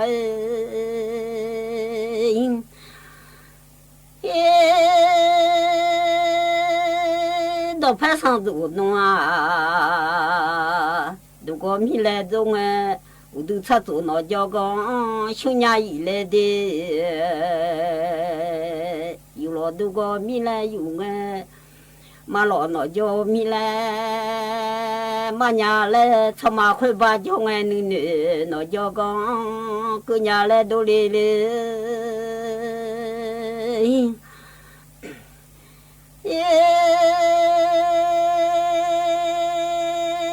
咱们也不拼命拼到，我哩啊哩，不曾拼命拼也走哩啊哩的上浪拼，命拼也走哩啊，人民那票一当也么，那菜一当也高，那个。嘛你去些他们那路，嘛家里伢咱们也不那伢你个人，那你这爸阿妈，你查到那考将来的，你查能咋？那考将来。米路边呀，我啊不活动时间早早我现在那是草岗人民人，我嘛啦米茶那早那靠江哎，怕俺来女家的。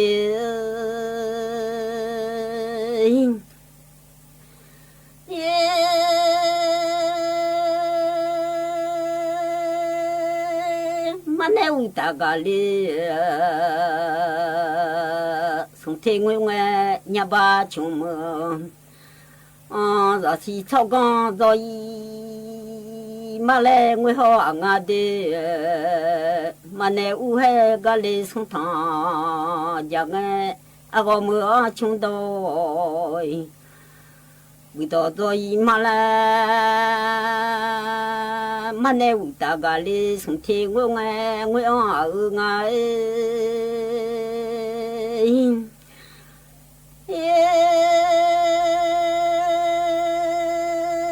后面我把叫啥去，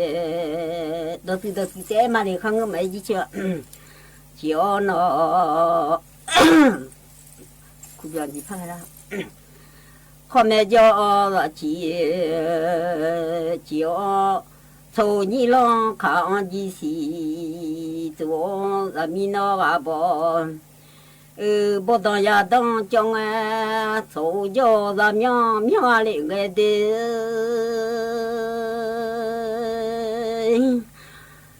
呀，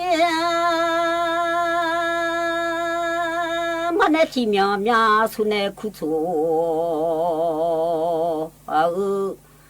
呀把阿穷。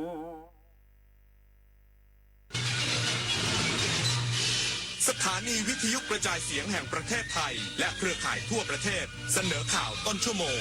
รู้เร็วรู้จริงเกาะติดทุกสถานการณ์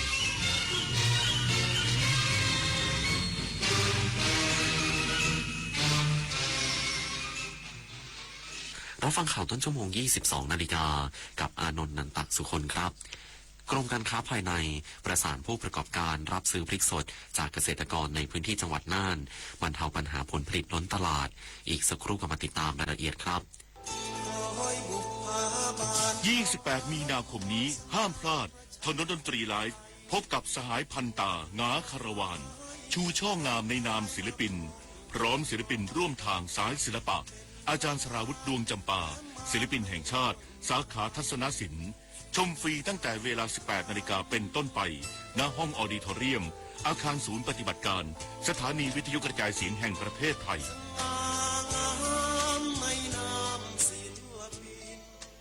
คนชอบตื่นเช้าฟังข่าวตอนเช้าให้ทุกเช้ามีสาระตีของร้องข่าวสื่อสารตรงถึงชาวบ้านในทุกพื้นที่ผ่านหอกระจายข่าวทั่วไทยจากการจับมือกันแน่นของกรมประชาสัมพันธ์และกระทรวงมหาดไทยออกอากาศทุกวันเวลา 6:30 นาทีถึง 6:45 นาทีในรายการข่าวยามเช้า FM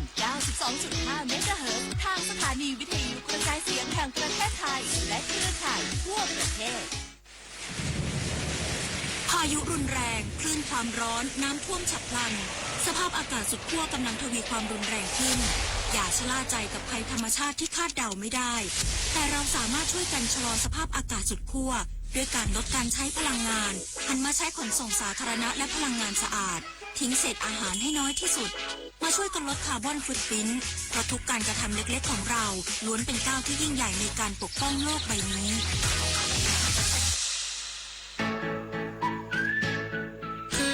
เราไปบริจาคเลือดมันจะดูเท่และถือเป็นการทำบุญด้วยไหมถือเป็นบุญ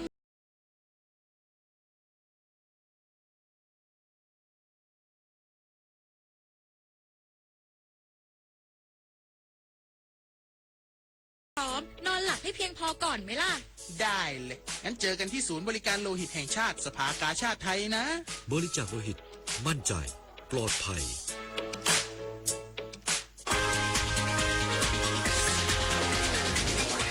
ข่าวที่นำเสนอไปแล้วได้ที่ www.thainews.prd.go.th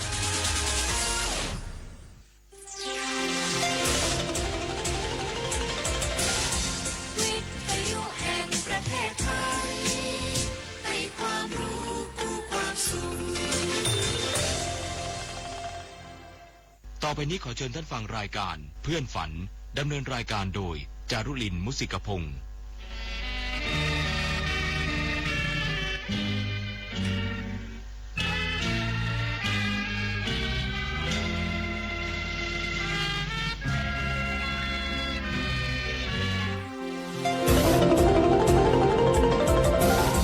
วิทยุแห่งประเทศไทย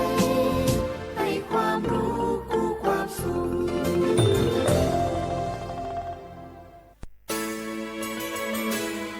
สถานีวิทยุกระจายเสียงแห่งประเทศไทยจังหวัดเชียงใหม่ AM 1476 กิโลเฮิรตซ์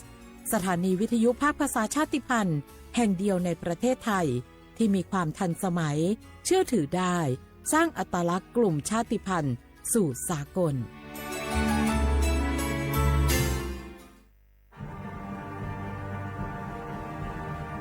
ชาติศาสนาและพระมหากษัตริย์สถาบันหลักของชาติที่อยู่กับสังคมไทยมาช้านานสถาบันพระมหากษัตริย์เป็นเสาหลักในการสร้างชาติให้เป็นปึกแผ่นเป็นศูนย์รวมจิตใจของปวงชนชาวไทยเป็นบ่อกเกิดของความรักความสามัคคีของคนในชาติเพื่อเป็นรากฐานให้ประเทศชาติมีความมั่นคงสืบมาจนถึงปัจจุบัน ร่วมสร้างความภาคภูมิใจในความเสียสละของบรรพบุรุษไทยในการปกป้องพื้นแผ่นดินไทยโดยสำนักประชาสัมพันธ์เขต 3 กรมประชาสัมพันธ์ไข่มาส่งข้อความอย่างมานี่มันลายไอ้หวันส่งมาจวนกันสมัครงานรายได้ต่อวันเริ่มต้นที่360 บาท ฮัลโหลน้องอุ๋ยว่าได้สนใจงานตีไอส่งไปเฮือก็น่าสนอยู่นะรายได้ก็ดีทำที่บ้านก็ได้ตอนนี้ไอก็ส่งไปเฮือในกลุ่มไลน์ที่มูว่างานพดละเดี๋ยวก่อนไอ้หวันบริษัทอย่างที่ไหนนี่ลองอ่านดูแล้วสี่บ่หันมีข้อมูลอย่างสักอย่างเจือได้แต่ก็เจ้าว่าแล้วต้องถามแน่บ่ต้องเป็นห่วงปีอ่านพอละมีตากรมพัฒนาฝีมือแรงงานมั่นใจได้ชัวร์ถ้าสนใจก็โอนกาสมัครไปเฮือเปิดเลยเด้ออันเดี๋ยวน้องขอไปร้องพอดีๆกำก่อนเนอะตึงว่าแล้วโดนเพจปลอมจุ้งให้ละไอ้หวันสังเกตง่ายๆเพจแต่จื่อเพจต้องสะกดถูกและมีเครื่องหมายติ๊กถูกสีฟ้าตั้งหลังจื่อจำนวนผู้ติดตามนักตีสำคัญเปิ้นบ่มีนโยบายฮับงานไปทำตีบ้านนะเกือบไปแล้วเตือนเลยนะคะว่าอย่าลงเชื่ออะไรง่ายๆและขอความร่วมมือไม่ส่งต่อหรือแชร์ข้อมูลต่อในช่องทางสื่อสังคมออนไลน์ต่างๆหากสงสัยติดต่อหน่วยงานนั้นโดยตรงมั่นใจปลอดภัยกว่าค่ะสักนิดคิดก่อนแชร์ปรารถนาดีจากสำนักประชาสัมพันธ์เขต 3 กรมประชาสัมพันธ์อยากใช้สิทธิ์บัตรทอง30 บาทรักษาฟันสังเกตสติ๊กเกอร์คลินิกทันตกรรมชุมชนอบอุ่นแล้วยื่นบัตรประชาชนก็ได้ทำฟัน5รายการอุดฟันถอนฟันขูดหินปูนเคลือบหลุมร่องฟันและเคลือบฟลูออไรด์ไม่มีค่าใช้จ่ายไม่ต้องรอคิวนานแถมใช้สิทธิ์ได้ปีละ3 ครั้ง30 บาทรักษาทุกที่ที่คลินิกทันตกรรมชุมชนอบอุ่นสอบถามเพิ่มเติมสายด่วนสปสช1330 24 ชั่วโมง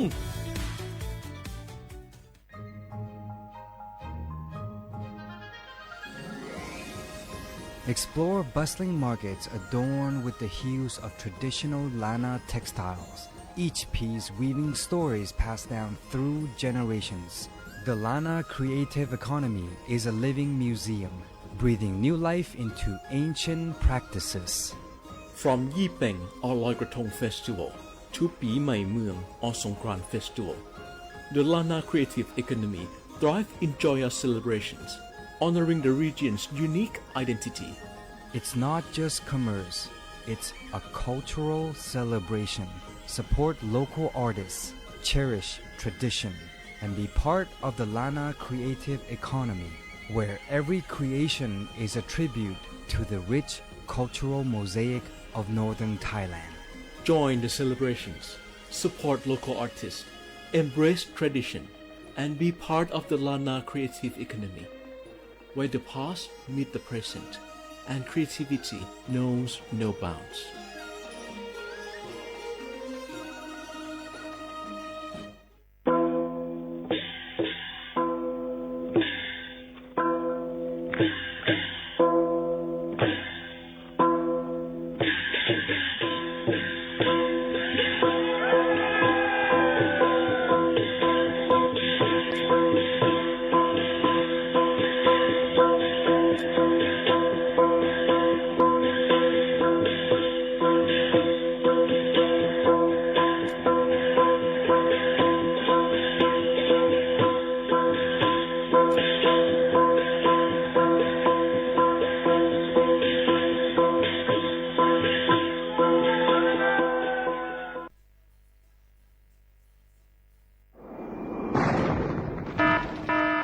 เจดอนเก้งใหม่ย้อนตั้งโฮมมือกูฝ่ายเงื่องแวลองเผาป่าไม่เถื่อนคือไห่สวนตอนตาที่ลดย้อมหมอกควันกล้องในจันล้มจอมหนังคอปืนเผาไว้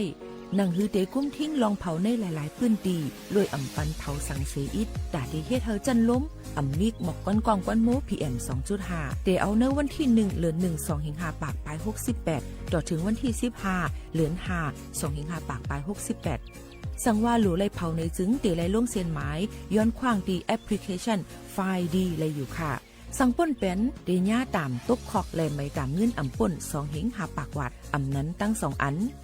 เก้งใหม่ปันเฮียงดาได้ใจเทคโนโลยีดาได้เพียวกวยอยู่ยุกยักและไม่ดอกในไฮในสวนหนังหือลองเผาป่าไม่เตลดย้อม และเฮ็ดให้สภาวะฟิงตื้นเป็นจึงสลีดากยินยาวข้าวหึงสั่งทั่วพันลองเผาในปืนตีหามเผาอำนั้นทั่วพันคนเฮ็ดพิษกับสืบเติงลาดกว่าได้ดี0531128008อำนั้น191ไหล่24ชั่วโมงค่ะ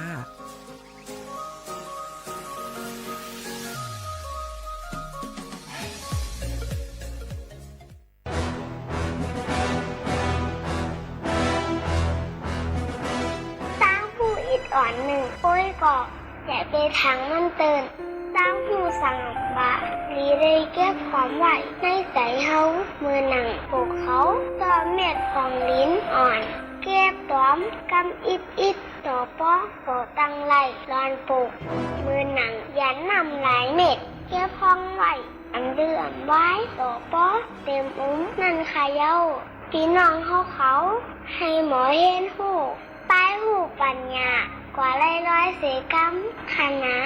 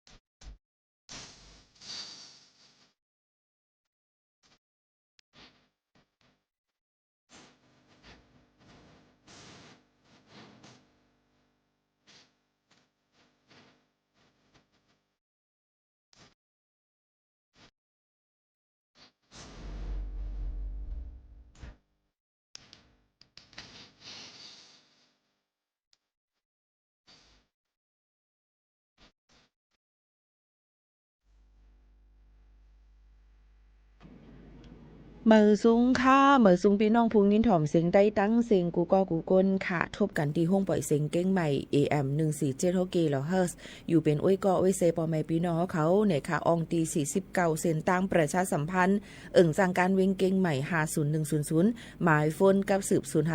0532760007ข่าวยาม10ถึง11 โมงกลางเนยกลางค่ำอยู่จอมข้าวผู้ปืนเผาและผู้จัดรายการยิงโมข่าวโน้นสุภาวันเชื้อสารวินเป็นอ้อยก่ออ้อยเซปอแม่พี่น้องเขาอยู่กูวันค่ะหับถอมได้ดังเรดิโอออมล้มวิทยุค่ะเนาะ AM 147 kHz ค่ะหับถอมได้ดังแฟนเพจ Facebook สวทเก้งใหม่ AM 147 kHz ค่ะหับถอมได้ดังอะไรตัวอะไรตั้ง TikTok Live ค่ะเนาะจอมข่าวดีในค่ะพี่น้องเขามาด้วยเขามาหันก็ให้พูดกันว่าเป็นตอนการฮงปล่อยเสียงใต้เก้งใหม่ AM 147 kHz ค่ะเมื่อได้ถึงมาในวันอังคารที่11เดือนธันวาคม32แห่งปลาย25เป็นเดือน4เหมื่อ13ค่ำฮอดถึงมาปีใต้2แห่ง1ปากปลาย19ปีก็จาน1แห่ง3ปากปลาย86คู่จังหนังไหนเซแลข้าวย่ำก็เป็นปลายแลกลายกว่าในนั่นค่ะตัวหนังสังก็สังขาเฮาก็เป็นปลายแลกลายกว่ามังก็เตปีมาเหมือนหนังตัวเฮาเนาะมังก็เตยอมมามังก็เตมีป้ายอยู่ลีเต็มโทนมังก็เตมีลองป้ายอยู่ลียบย้อมจังเป็นตั้งเป็นเรือกาจับตัวไว้ซึ่งหือกอลีค่ะเฮาโหลเลยมีแฮงโตแฮงเจอแฮงกำขำอันลีสังเสว่าเฮาค่ะเป็นอีสังกว่าก็ยาวกึ่งกลางใจตกแหน่นเพียวในมันเด็กกว่าตุ้มเตอลงป้ายเจอเด็กกว่าตุ้มเตอลงโครงสร้างป้ายอยู่ลีเฮาคาจำเจอหนังไหนคาอก็ปนนั้นเลยเฮาคาถูกดีเลยหักความรู้ล้อมถึงลองป้ายอยู่ลีแห้งตัวแห้งใจเฮาคาน้ำในนั่นค่ะก็เอามาฝากดอนจู้ถึงพ่อแม่ปีน้องๆเฮาเขากูก็กูกวนตั้งหมดตั้งเสียงนั่นค่ะเนาะหนังหือบ่ได้อยู่ลีกินหวานกันในนั่นค่ะพี่น้องเฮาเขาค่ะอ่อนตั้งในค่ะยิ่งโมข่าวนุ่นเตมาต่อไต่ใครเนยย่อก็เอาข่าวเงามาฝากตวนจู้ถึงพ่อแม่ปีน้องๆเฮาเขาก่อนในค่ะเนาะพี่น้องเฮาเขาค่ะเตเลหันว่าตั้งจะดอนเก้งใหม่ค่ะก็เตเลหันมีปีน้องเฮาเขาในกลายตีเลตั้งแจ้งกว่าที่เจ้าหน้าที่ค่ะว่ามีไฟไหม้ป่าเถื่อนจอมสันร้อยจิมจะได้นำค่ะหันถึงนำนาตั้งสันกำแพง5ในนึงค่ะ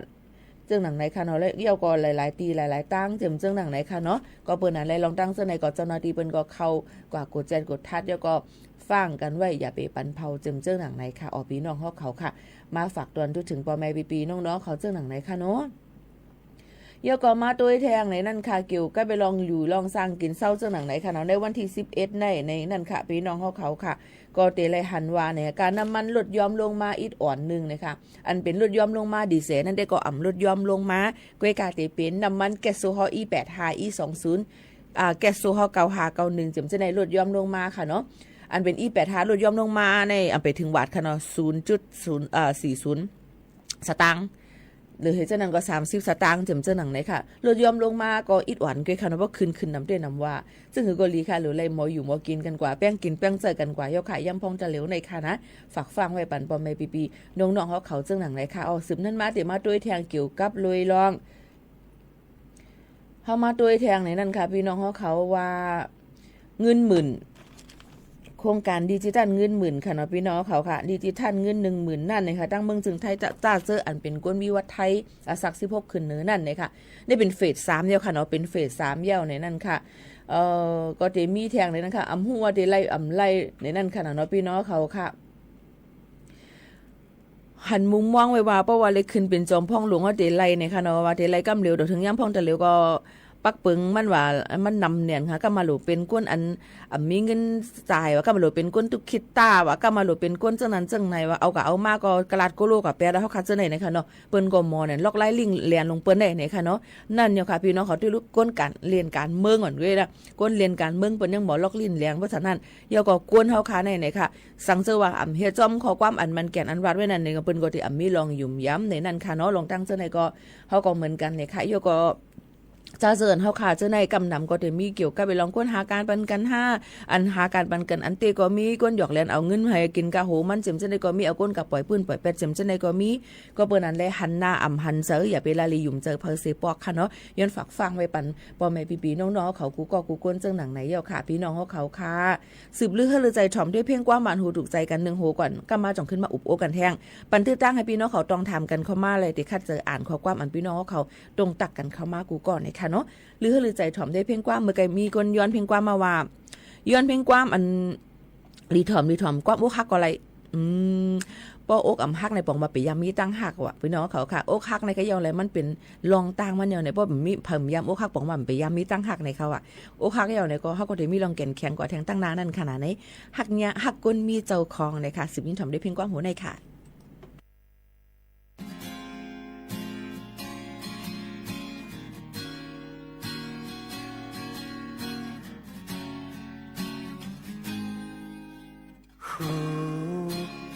เป็นไรในก็คูอับจางจอมเฮหามสีใจ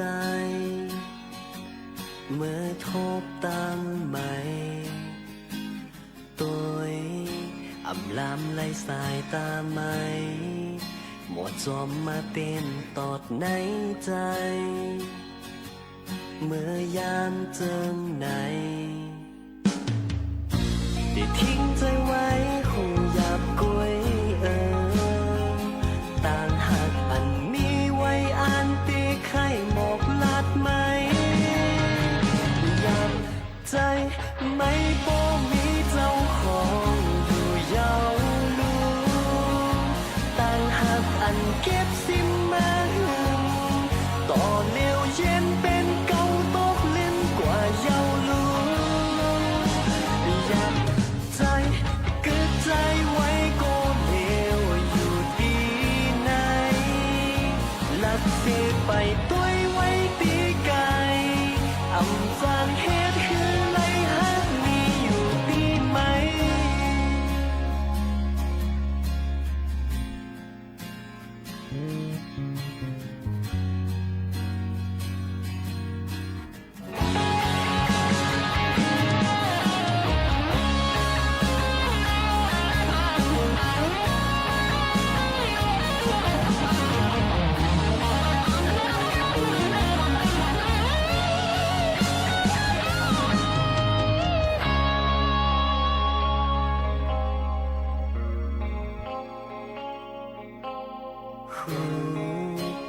เป็นไรในก็คู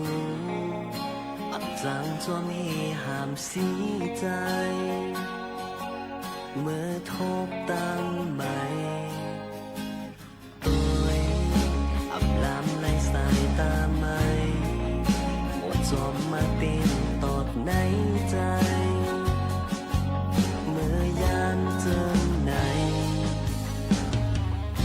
ได้ทิ้งใจไว้คงหยาบกวยต่างหากอันมีไว้อ่านตีไข่หมอกลาดไหมอยากใจไม่โปมีเจ้าของอยู่ยาวลูต่างหากอันเก็บสิมาต่อเลี้ยวเย็นเป็นเก่าตกเล่นกว่ายาวลูอยากใจกึดใจไว้ก็เลวอยู่ดีไหน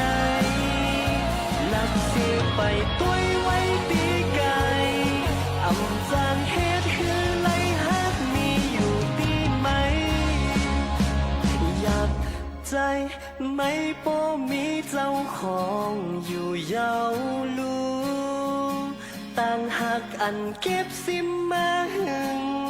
ต่อเลี้ยวเย็นเป็นเก่าตกเล่นกว่ายาวลูอยากใจกึดใจไว้ก็เลวอยู่ดี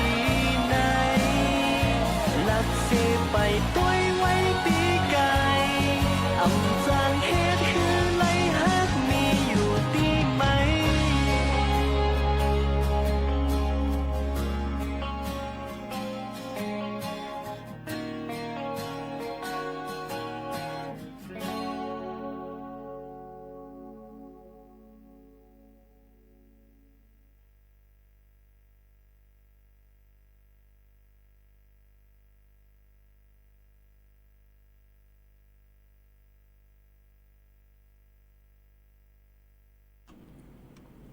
ค่ะพี่น้องเฮาเขาค่ะยินชมขอบใจค่ะที่ต้องตักกันเข้ามาเข้าอยู่ในตอนที่2ค่ะเนาะทบจอมพี่น้องเฮาเขาเนี่ยค่ะตอนไหนเพ่งความอันย้อนกันเข้ามาเพราะว่าอันหลังหูย่ำพ่องตะเร็วในค่ะค่ะกกวังค่ะเนาะ เพราะตอนนั้นเต็มซื้อกว่ามาบางอันเนี่ยมันป้อมันแม่นนะคะซื้อกว่ามันแม่นเนี่ยก็มันก็จังเปิดปันพี่น้องเขาให้เลยยินถ่อมค่ะนะพี่น้องเขาค่ะก็ย้อนน้อมใหญ่นำเต้ๆในนั้นค่ะอยู่ลำปุ้นเสหับถ่อมอยู่ค่ะในนั้นค่ะย้อนความปีเจิงหาในตอนเร็วในตอนการเฮาค่ะในค่ะเนาะพี่น้องเขาค่ะสั่งเสวัสดีย้อนเพียงความมาเตรียมบันจื้อความให้มันถูกแม่นแล้วก็เตรียมบันจื้อก้นห้องมันป้าเนี่ยค่ะเนาะพี่น้องเขาก็ดีเลยเปิดปันให้ถูกแมนก้วยกับเพราะว่าเสียงลำความไทยอ่ำจังเปิดปันค่ะเนาะย้อนน้อมใหญ่นำค่ะนะถ่อมเสียงข่าวมาจะมือเลขคาคือจอมค่ะยินจมค่ะวัดลูกอ่อนค่ะลูตีออกปานแส่ปานแจ้สีเขานั่นค่ะล่ะป่องหังค่ะอันนี้ปีโมคาโนนำป่องใจย้อนน้อมใหญ่นำค่ะนะวัดลูกอ่อนค่ะลูตีออกปานแจ้สีเขานั่นค่ะล่ะจึงหือค่ะอันนี้ไปป่องเจอขึ้นเมตเตรียมมากขึ้นเหม่อเพราะว่าพระช่วยอ่านอะไรเนี่ยก็ขึ้นรัดปันค่ะเนาะย้อนเปยย่ำจำตัวค่ะความพิจัยเจิงหาน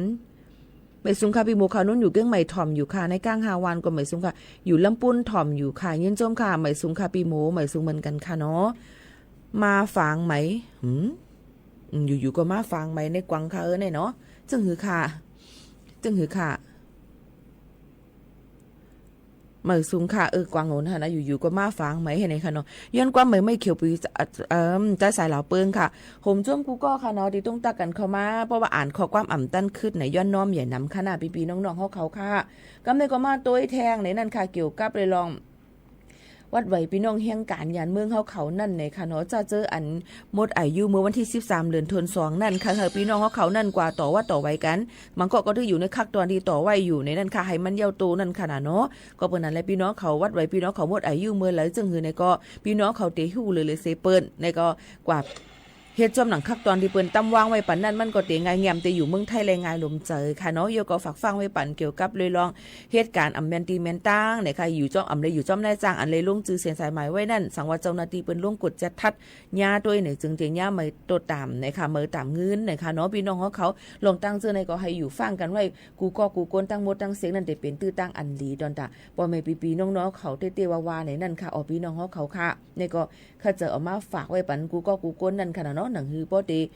อยู่ไงลมเจอในนั้นค่ะมาฝากไว้ปันกูก้นจังหนังไหนเยี่ยวค่ะออพี่น้องเขาค่ะพอมาตัวในนั้นค่ะพี่น้องเขาค่ะป้อยสั่งล่องปีในนั่นนะคะก็จะมีหลายตีหลายตั้งก้อยกาวาย่ำพองตะเหลียวกับปานโซเชียลมีเดียนั่นนะคะเฮาค่ะที่ปืนก็อำได้มาเจอในตอนการห้องปล่อยเสียงค่ะเปิ้นก็ได้ปืนปล่อยเสียงก็หั่งกล้วยให้จังนั้นค่ะก้อยกะมันก็ถามมาว่ามีตีเหลือพองนะคะก็ได้อันฮับผู้ก็ได้มีดีดังวัดกูเตาในนั้นค่ะเนาะได้มีตีตั้งวัดกูมานในนั้นค่ะวัดกูมานก็เพราะวันที่12 13จังได๋ก็มันนี่สเตทฟรีเขาในก็เปิ้นได้ขึ้น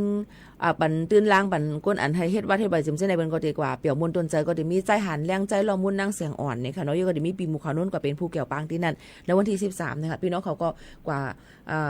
เปี่ยวมูลจ้อมกันไหลที่วัดกุมารมงคลชัยเนี่ยค่ะเนาะพี่น้องเขาค่ะแล้วก็ที่มีป้อยสั่งลองจ้อม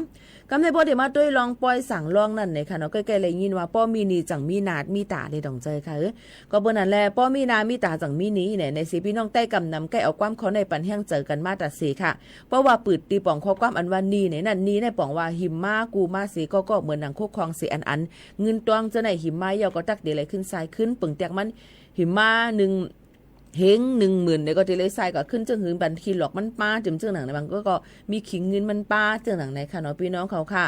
ย่ำพองแต่เหลียวซ้ำเป็นข้าวเลือน3เลือน4พองข้าวอันเขาเอาน้ำเยี่ยวพ่องการเส้นตาสายตั้งกว่ามาจู้กันก็ง่ายเป็นข้าวแห้งและคนเมืองไต้ไหนเจอนับยำเจ้าคือพุทธภาษาอ่อนกันเอาลูกเอาหลานใจเผิงมันเฮ็ดป้อยขำสั่งขำจังกันมากกำนำหยุ่มยำว่าป้อเกิดเป็นเจ้าพุทธาเย่าตื้นหลวเลยเอาลูกใจหลานใจขำสั่งขำจังเอาลองในเสฟังเจอกันมาปานสืบปานหันต่อถึงย่ำพ่องตะเหลียวค่ะพี่น้องเขาปานย่ำเหลียวในได้ซ้ำก็อันเฮ็ดป้อยเฮ็ดล้ำในเขาขาซ้ำเคกันเสียเฮ็ดค่ะตาดีเลยนาเลยตามังเจออ่ำมีเงินเฮ็ดกาเลยหากูหิมปีหิมน้องอ่ำมีก็หาอ่ำมาก็เลียนเน็ตขึงเน็ตจัดตาที่เป็นหน้าเป็นตามาในเจอหนังในก็มีตั้งหนำตั้งหลายค่ะมังเจอซ้ำวานีในไว้เสียก่อนป้อไว้ป้อยเย่าจังว่ากันจังหาเสียแต้นกว่ากำลอยๆเจอในก็มีกวยกาป้อยว่าเยาก็เจอในตึกสุกจอมลองนีอันหิมมาเฮ็ดป้อยสั่งลองในยังไปหายตึกเลยหาเสียแต้นขึ้นไหลตีเลยหิมมาเจอจากเจ้านั่นบางเจอเป็นนินนับโห10 แสนบางเจอเป็นนินนับโหปากแสนเปียนะคะเป็นแสนเป็นหางนั่นขนาดเนาะลองเจอในมือพองป้อยได้เลยเลี้ยงรู้ เลยลู่เลยเล่งรู้ก็เปียวเจอเสตาไว้ปล่อยมาจ่องจังติมีตั้งซื้อหือในนั่นก็เป็นอันดีวนจอมอยู่ค่ะพี่น้องเขาก็เบิ่นนั้นแลอันเฮ็ดเสเจอเปียวจอมอ่ำถูกนี้ถูกขวัดสังเป็นป้อยสังลองอันดีเป็นเฮ็ดป้อยยาไว้ป้อยมาปอแม่ถูกนี้ถูกขวัดเปิ้นใจก็อ่ำดีจอมจังไหนเป็นป้อยสังลองอ่ำมีพรดีสังหลู่ต้านยาก็อ่ำมีพรดีสังยาต้องใจค่ะอันนี้เป็นข้อความมหาหมู่เมืองเจเขาลาดไว้ก็เบิ่นนั้นแลย้อนโกเปิ้นเซแลเฮ็ดก้อยอ่ำเจอว่าเฮาป้อเลยกู้สู่เสแลเฮ็ดกูเปิ้นเซว่าลูกเฮาอ่ำไลเอาเฮ็ดสร้างในสิไลกว่าหิมเงินเปิ้นมาเฮ็ดป้อยใหญ่ล้ำหลงเป็นนี่เป็นสินจังได๋ปอวายสั่งร้องยาวหาใส่นี่จังนั้นมันเป็นรองอ่ำลีป้อยสั่งร้องปานเมื่อเหลวในหลู่เลยฮู้กันไว้ค่ะพี่น้องเขาเกี่ยวเลยลองนำเจอเจตนาในไผก็ห้ามกันอ่ำไลมีเงินแลจังหลู่ต้านเฮ็ดป้อยรู้เนี่ยจ่องเฮาซ้ำกว่ากูกว่าหิมสูมาเฮ็ดปัญหาเฮาก็เตแกลิดกว่าก้อยในจังได๋ก็เตมีอยู่เฮาเฮ็ดก็เฮาเตแกลิดกว่าก้อยอย่าไปไม่เจอตังเฮาอย่าไปต้องเจ็บตังแม่มันสิมจังได๋ก็เตใกล้ๆมีอยู่ค่ะก้อยกะป้อยสั่งร้องในอ่ำเฮ็ดเสแลเตอ่ำไลกูสู่หือเฮ็ดเสแลเตไลกูสู่กูสู่ขึ้นนึกปานหืออ่ำนั้นเฮ็ดเอาตั้งเปียวตั้งมนมันก้อยหือลองในก็กูก็ถูกลีทัดสร้างว่นต้วยลีกันอยู่ค่ะพี่น้องเขาแต่ได้เป็นสั่งเป็นร่องในได้ตื้นเต้นไรเฮ็ดกูก็ไหนพระเป็นเจ้าก็อ่ำไรลาดไว้อ่ำไรห่อไว้ในวินี้ก็อ่ำไรลาดไว้วินี้อันว่านั่นมันเป็นเปิงเงาปึ้งเมืองของสังขาเจ้าลักเปิงสังขาเจ้าเตไรเฮ็ดจ้อมในก็อ่ำเจอในนั่นก็อ่ำลาดไว้เตไรเฮ็ดในเจ้านั่นป้ออ่ำเฮ็ดอ่ำไรในเจ้าในก็อ่ำมีค่ะเป็นก้นตื้นเตไรเฮ็ดในก็อ่ำไรลาดไว้ค่ะเนาะก็เปิ้นนั้นแลแทงลองนึงก็ถึงอายุโจปานลูกอ่อนลูกขามสร้างขามจ้างเย้าหรือไรเฮ็ดปันป้อแม่แต่ก็เนี่ยหาอ่ำมีก็หาเนี่ยหิมปีหิมน้องเจ้าในก็คัดเจอมาเฮ็ดก็ใกล้ๆมีอยู่กำไหนก็อันหลูต้องไว้ได้ก็ลองขามสั่งขามจ้างนั่นมีอยู่2เยิงก้อยค่ะ1ขามเม็ดสั่งร้องจ้างร้อง2ขามสั่งร้องอุ่นงานนี่ค่ะเนาะขามเม็ดอันว่านั่นกว่าเฮ็ดทั้งก้อยอำนั้นก็ปอเมส่งกว่าอำลาดเผอขามสั่งร้องอุ่นงานอันว่านั่นซ้ำมีปอเมว่าอะไรปองเป็นไรไขเล่งปีเล่งน้องไขเล่งโอ้ยก็โอ้ยเซเจ้าในเหห้องเล่งเยี่ยวก็อ่อนกันกว่าที่วัดเสขามปัน2 มิ้วในก้อยอันเกี่ยวกันตั้งสั่งร้องจ้างร้องในนี่ค่ะก็เบิ่นนั่นแหละป้อยสั่งร้องในอ่ำเสียงสังอ่ำเป็นนี่เป็นขวัดนั่นยาวปอเมก็ติไลกุสู่ก็ติลีก็เปิดใจลีแลจังไลกุสู่ป้อใจฮุกไข่เจออ่ำลีจอมค่ะเนาะป้อวนลองนี่ลองขวัดในก็หลู่ต้านก็อ่ำไลกุสู่สังค่ะก็เบิ่นนั่นแหละอิงเนื้อลองยุ่มย้ำในเสเจ้าไตเฮาขาเจอลูกตีใหม่ปลายฮอดถึงตีกัดเหมือนหนังเมืองไทยเจอนั่นก็พอถึงข้าวในอ่อนกันเฮ็ดป้อยขำสั่งขำจ้างกันพอกึ้นควันลงไว้ตีหนึ่งยาก็ตีหนึ่งหนังหือฟิงทุ่งไตพอได้อ่ำจมหายนั่นอ่อนกันทักษะทิ้งซิมไว้ในแลลองในก็เป็นอันดียุยองนำเจอเขากูก็กูก้นอยู่ค่ะนะก้อยกาสั่งเป็นไรได้ก็ป้อยสั่งล่องในอ่ำเฮ็ดอ่ำเจอหนังเก่าเฮ็ดจอมหนังอันเฮาขาปองเป็นไรถึงตีเป็นนี่เป็นขอเจ้านั้นได้ก็อย่าไปหาอะไรมันเป็นเนี่ยค่ะก็เบิ่นนั้นแหละย่ำเหลียวก็ซ้ำเป็นพ้องข้าวยามเฮ็ดวัดเฮ็ดไว้กันต่อวัดต่อไว้กันนั่นขนาดเนาะก็ได้เสียงเงินอ่ำย่อมโหมื่นเงินไทยก็วนถ่อมกันด้วยลีในนั่นค่ะก็เบิ่นนั้นตอนดาปีในเจจอนเก้งใหม่จึงไทยป้อยสั่งล่องในมีอ่ำย่อมหมอก20ปลายตีค่ะเนาะเมื่อหนังที่วัดวังทานวัดกูเตาวัดเหมาะกูมันมงคลชัยวัดหนองอูโบสถวัดสีโบเงินวัดม่อนวัดหนองปึ้งวัดอัมพาวันวัดสันกลางป่าวัดติยสถานวัดปังมึงเนี่ยค่ะวัดอารามป่ากวยวัดสีล่อนวัดขุนคงวัดจันทรังสีพุทธารามเนี่ยค่ะตั้งอึ่งเป้งหลวงเจเวงเจดังเวงแหงเจ้าในจอนน้ำปุ้นก็มีแทงอยู่หรือเสียนั่นก็อีกแทงหลายตีเจิมเจ้าในค่ะเนาะย้อนเปิ้นนั่นแหละเฮาค่ะก็เอาลองอันใดเส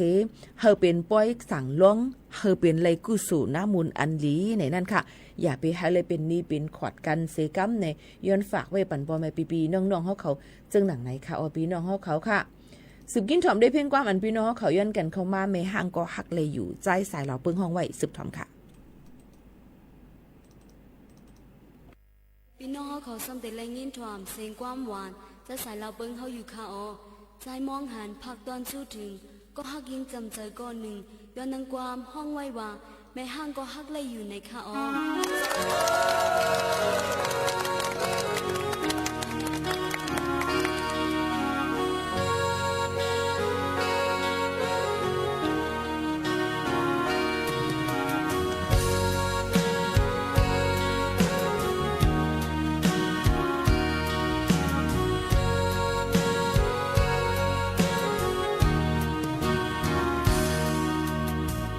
จอมสลีเป็นกุลก่อนตาปุญ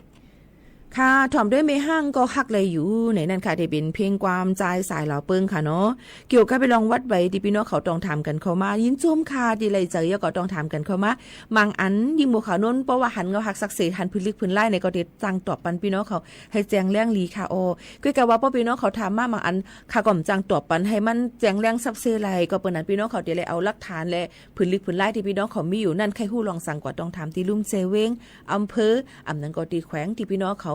ลงจือเสียนสายไม้ลูกพี่น้องเขาอยู่นั่นตีลีเลยเสเปิ้นที่เป็นข้อตอบอันลีก็ต้องถามที่เจ้าหน้าที่เขาค่ะนะก้อยกาสังเสริญว่าใครฮู้แทงต่างมีโอเนี่ยก็หลักฐานเพราะมันมีค่าก่อมจังตอบปันนั่นค่ะนะเนาะซึ่งหนังไหนค่ะเอาพี่น้องเขาแค่ดอกป่องเจอปันเซกัมค่ะปอพาสปอร์ตเคเมพาสปอร์ตเมืองมานจังไหนลูกต่องเดย้อนเป็นเจอคือไทยไรค่ะแต่เหลียวน้องใจบัดสีขวางวัดสีขวางได้เป็นวัดอีหังค่ะวัดสีขวางก็เดมีค่ะเนาะวัดบุคคลไม่ซึ่งไม่มีบนชาติไทยวัดเหล็กอีหังจังหนังไหนมันเดมีแทงหลายรองหลายอันค่ะเนาะปอเป็นเคเมเป็นมานลูกที่หิย้อนไว้ไทยเลยค่ะเนาะอันนี้อำไลค่ะเนาะพี่น้องเขาค่ะสั่งหลูเลยตัวแทงว่าตีลูกพี่น้องเขานั่นนะคะเลข7ก็ย่าลูกเป็นหมาย7อันว่านั่นจื้อเนื้อไว้เกิดลูกอ่อนเขานั่นจ่องมันแมนกันตั้งอันปอไว้พาสปอร์ตเขดังแม่เป็นพาสปอร์ตเมืองมันในหือจังหนังไหนเฮียลูกอ่อนทำเตเลยหมาย7ที่ไหนมันเดมีแทงค่ะเนาะเยก็ปอแม่ทำเกิดตั้งไหลเข้ามาเมืองไทยมือปีเลยเจิมจังหนังไหนค่ะพี่น้องเขาค่ะปอว่าปอตั้งแม่เฮลูกอ่อนเนี่ยจื้อมันเหมือนกันผิดแผกกันจื้อมันอิดออดก็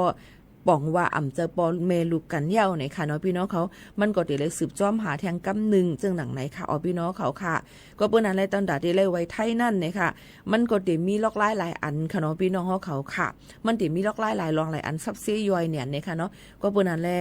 แค่ถามมาว่าปอเป็นพาสปอร์ตเคไม่เป็นก้นมารให้ไหนก็ตอนตาลูกเดลัยไว้ไทยนั่นก็ใครหยาบอยู่นั่นค่ะเนาะปอนั้นแหละพี่น้องเขาที่ได้ด้วยว่าลูกอันเกิดตีละฮีแล้วเลยไว้7จือปอจือเมนั่นตั้งเอาไว้อันเนาะใครยิบไว้เดี๋ยวจ้องเป็นอันเดียวกันหือจึมจึงหนังในค่ะอันนี้ก็ที่เป็นปัญหาใหญ่ลงตัวน่ะพี่น้องแต่เขาค่ะมันจะมีว่าเมื่อกะเกิดทำใจลูกใจวัด10 ปีก็ไม่ย่าไว้สำหน่ายก็ไม่คังกะเกิดแทงก็ไม่ขึ้นมาใจแทงไว้พาสปอร์ตให้ไหนมันก็ติบอกว่าจะปอเมกันให้ในหนองใจมันตีหยาบค่ะเนาะกุ้ยกาซึ่งหือกอลีค่ะลอกไล่เกลิดปัญหามันนั่นมันก็ตีมีอยู่กุ้ยกามันตีเลยใจข้าวยามเนี่ยก็ตีเลยใกล้ๆกว่าต้องถามตีลุ่มใจเวงเอาตีเลยเฮ็ดคักตอนจึงหือจึงหนังไหนค่ะพี่น้องเขาค่ะเมื่อไกลลาดว่าปอมันเมมันเป็นไว้เมืองมานเนี่ยเจอค่ะปอมันเป็นเขเมมันเป็นไว้เมืองมานเนี่ยเจอค่ะเมื่อไกลนั่นลาดมาจังไหนหนองใจค่ะ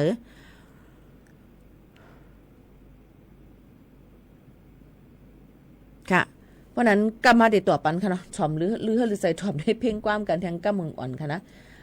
ลูกยิงก้นหลีฮักล้วนลูกยิงก้นหลีในหาอ่ำหันค่ะนะใจใส่มาย้อนนอนเมียนำค่ะเมื่อไกย้อนความมาแทงใจอย่างก็ใจจึงหันเพ่งความโหเลยก็มูหามหันเขาความก่อนนำเนียนค่ะเนาะหามหันย้อนนอมค่ะนะ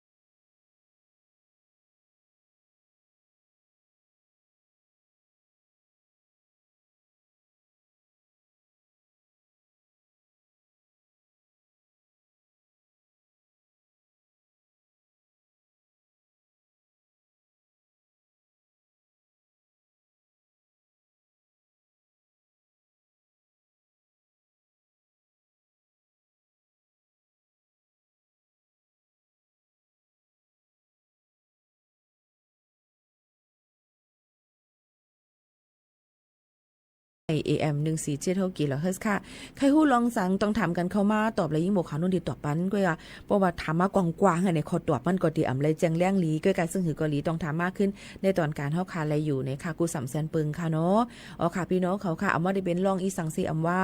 สังเสือว่าค่ะฮู้คือตันมันนั่นเฮาก็ได้แก้ลิดปัญหาเลยกว่านั่นขนาดเนาะแค้นเสียอยู่หลายๆนั่นค่ะว่ากูลองกูอัดแน่นนี่ค่ะเนาะยก็ลองวัดลองไว้ในนี่ค่ะมันลำลองตนดากกวนเฮาค่ะกูก็เนี่ยนี่ค่ะเนาะก้นนึงก็ติเลยมีวัดไว้1อันด้วยค่ะนะจึงคือเลย1อันในอันว่าใน1จึงเมืองกันนั่นค่ะเนาะ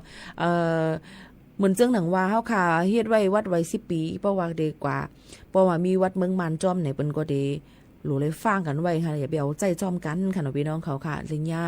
ว่าเฮ็ดผิดปักเปิงหมายมีนั่นขนาดไหนก็เปิ้นนั่นแหละมันก็หยาบค่ะหลูเลยหมออยู่หมอฟังกันเก็บหลักฐานเอกสารกูสำแสนเปิงนั่นลีลือเสเปิ้นเลือกเอาอันที่มันลีที่สุดตอนนั้นได้จัดปานเพราะว่าเฮานั่นลีลือเสเปิ้นเย้าในนั่นค่ะพี่น้องเขาอันนี้ก็หมอกลาถึงพ่อแม่ปีๆน้องๆเขาจึงหนังไหนนั่นขนาดไหนหนังหือป้อดีง่ายลมเจอหนังหือป้อดีอยู่เลยง่ายแล้วก็เฮ็ดพิษปักเปิงเปิ้นนั่นในค่ะก็เปิ้นนั้นลองตั้งซื่อในยามพองตะหลิวก็เปิ้นที่เป็นข้าวยามที่เจ้าหน้าที่เปิ้นกดจัดกดทัดด้วยเอามาที่เป็นลองวัดลองไว้ลองก้นให้ก้นเหตุการณ์หยอกแลนเนือออนไลน์ก้นหลักกล้าต่อส่งยาเมากำกล้าขายก้นจิ๋มซื่อในค่ะน้องก็เปิ้นนั้นพี่น้องเขาฝากฟังไว้ปันยิ่งหมวกขนมเคยฝากฟังไว้ปันกูก็ให้ฟังอยู่ฟังกินกันในนะคะย่อก็อย่าไปเฮ็ดลองอันนำลีเสอิดในค่ะอย่าไปก่อตุ้มเตอผักนั่นดีหรือเสเปิ้นย่าให้มออยู่มอกินกว่าในนั่นค่ะฝากไว้ปันค่ะน้องเมื่อในก็มาลาดเกี่ยวกับเรื่องลองปางป้อยสั่งลองปืนเป็นมาซึ่งหืออะไรถูกหลิปเฮ็ดปอยสั่งร้องในเฮ็ดปอยสั่งร้องจึงหือหนังหือบ่ได้รายการตั้งลีกู้โซนะคะเนาะย่อก็ได้มีลองไฟไม้ป่าเทินตั้งสันกำแพงแม่อ้อนนะคะย่อก็กะขันน้ำมันนะคะเงินดิจิทัลวอลเล็ตนะคะเนาะย่อก็วัดไว้มาตอบขอถามมันพี่น้องเขาหลายลองหลายอันในวันเมื่อในให้เลยหันเจอกันเซกัมตอนดาเพียงความอันย้อนกันเข้ามาตั้นเปิดให้กูก็อะไรนั่นเนี่ยก็ย้อนน้อมีนำก็เปว่าเข้ายามค่ะมีเนี่ยนะคะเนาะสอมได้เพียงความอันที่พี่น้องขอย้อนกันเข้ามาในเสเตย้อนผัดยานพ่อแม่พี่น้องๆเขาเมื่อกว่าก่อนเนี้ยค่ะส่งขึ้นมาโฮมมาทบจำขันแทงในตอนการเฮาค่ะกูวันเข้ายาม10 โมงถึง 11 โมงกลางในเลยกลางค่ำ AM 1476กิโลเฮิรตซ์คงปล่อยเสียงสวทเก้งใหม่ในนั่นค่ะพบทบจำกันที่ในกูวันค่ะเนาะข้าวโมขาวนุ่นสุภาวันเชื้อสารวินผัดยันมือก่อนค่ะขำเจ็บก่อเหลียวใจแสนเชิงห้องไว้สิม้อนๆค่ะ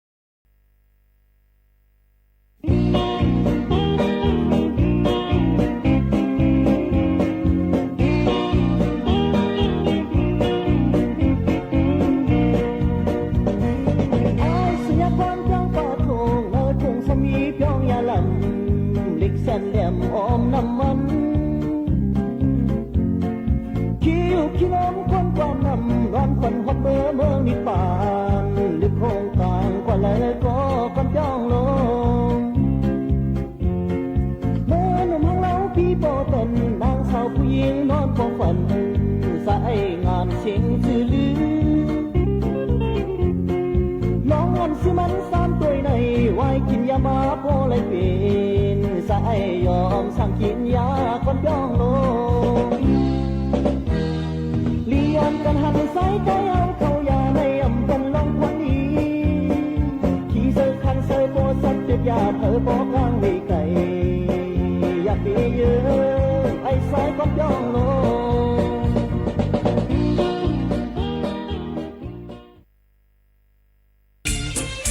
ที่เผยทำเมื่อใด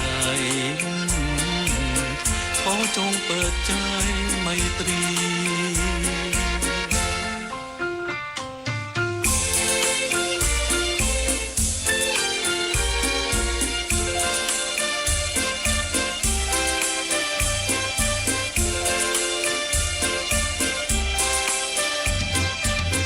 อยากจังเลยคำว่ารักอัดอั้นยิ่งนักไม่กล้าบอกใครอยากจะเผยความข้างในโทษใจยังไม่กล้าเลยเฝ้าพรำเพ้อละเมอผูกพันเฝ้าคิดเฝ้าฝันผู้เดียวอกเอ่ยกวาดวันหัวใจเหมือนเคยไม่ได้เฉยเปรยความที่หลงเสน่ห์ดวงตาที่เธอมองมายิ่งพาหัวใจพี่ให้ว่าความสวดส่งนงรามใจเต้นโครมครามยิ้มเธอช่างงามว่าความสดใสตกลงใจบอกไปให้รู้ว่ารักยอดชูผู้เดียวฝากใครหากพี่เผยคำเมื่อใดขอจงเปิดใจไมตรี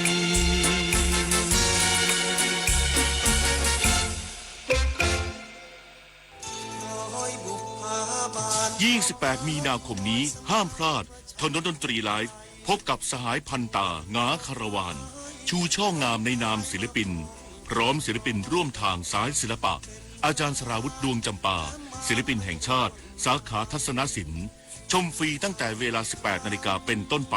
ณห้องออดิทอเรียมอาคารศูนย์ปฏิบัติการสถานีวิทยุกระจายเสียงแห่งประเทศไทย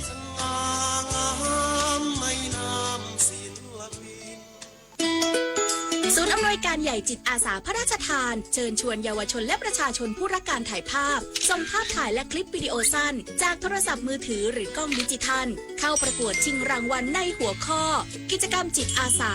ส่งผลงานได้ตั้งแต่บัดนี้ถึง 31 มีนาคม 2568 สอบถามรายละเอียดได้ที่ 021634639 ร่วมถ่ายทอดเรื่องราวจิตอาสาผ่านเลนส์สร้างแรงบันดาลใจให้สังคมมันอยู่เบื้องหลังคอยชี้นำคอนเทนต์ในโลกออนไลน์น่ากลัวมากมันคืออัลกอริทึมที่คอยคัดเลือกเนื้อหาที่เราชอบให้มาปรากฏซ้ำๆน่ากลัวก็เพราะว่าหากไม่รู้เท่าทันเราจะรับข้อมูลด้านเดียวและมีอคติรู้ทันอัลกอริทึมอย่าให้อารมณ์ร่วมที่มีในเนื้อหามาบดบังสติปัญญาอัลกอริทึมจะไม่มีทางเก่งไปกว่าเรา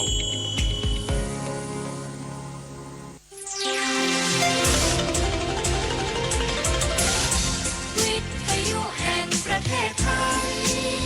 ให้ความรู้กู้ความสุข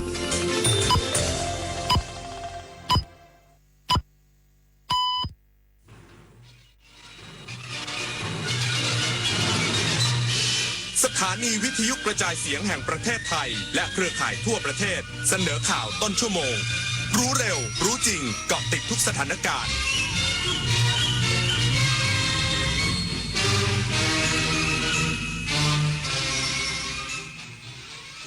รับฟังข่าวต้นชั่วโมง 23 นาฬิกา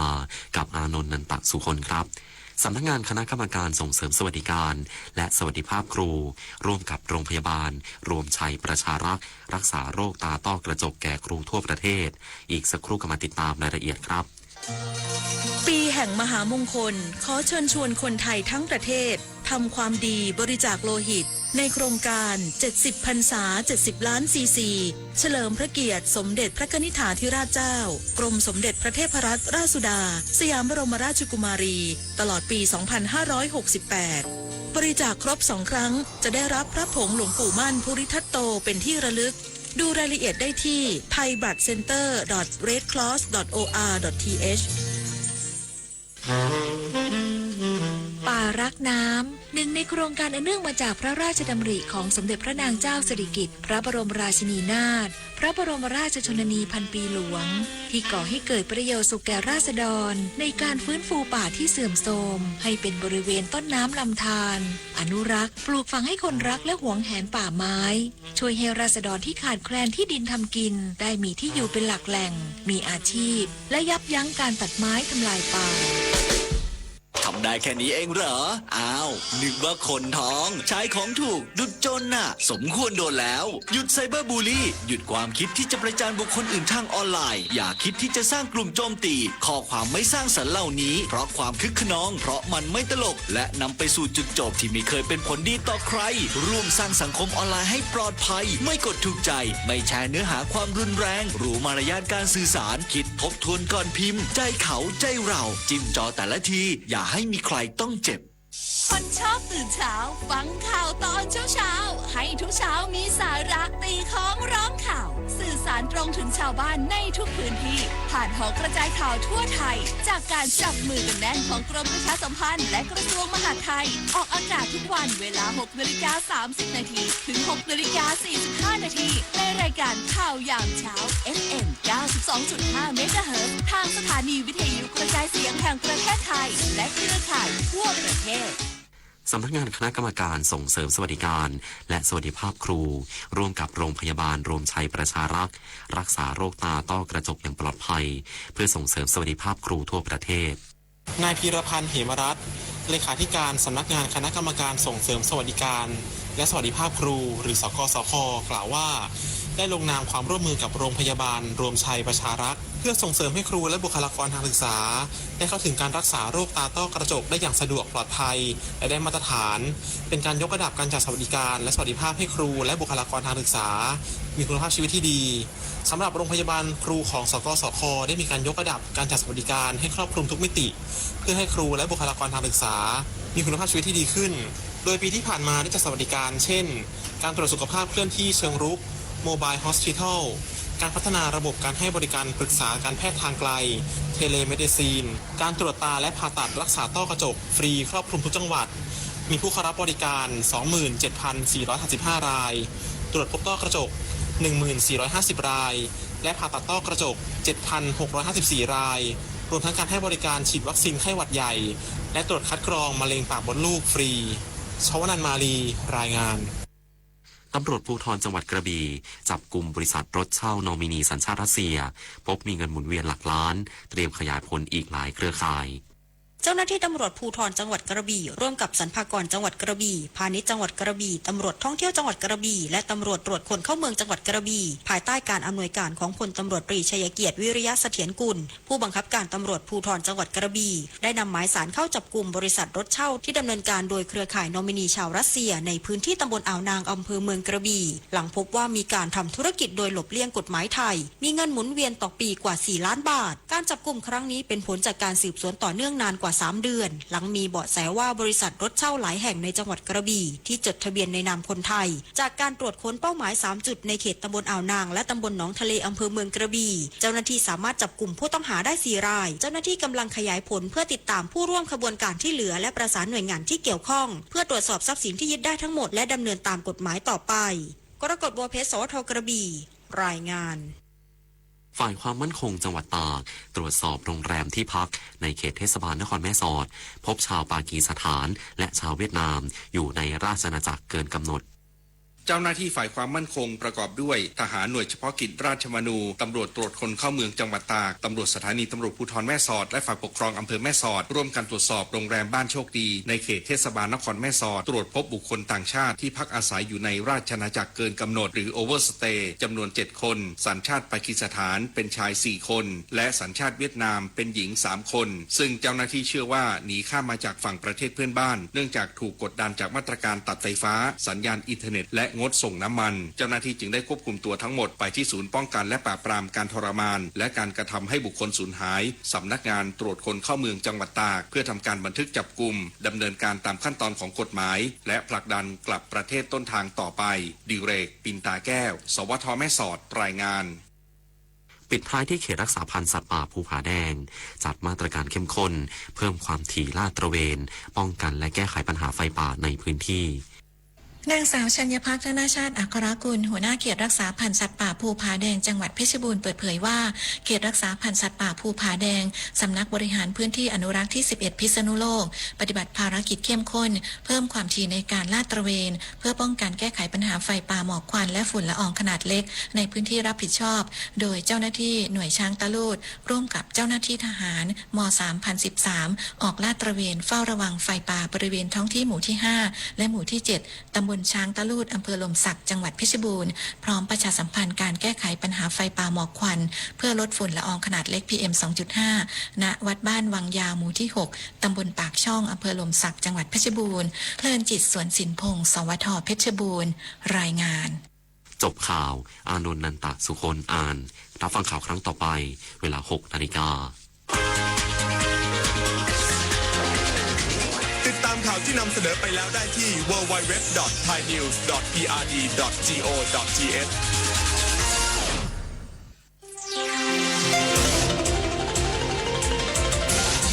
วิทยุแห่งประเทศไทยให้ความรู้คู่ความสุขต่อไปนี้ขอเชิญท่านฟังรายการเพื่อนฝันดำเนินรายการโดยจารุลินมุสิกพงศ์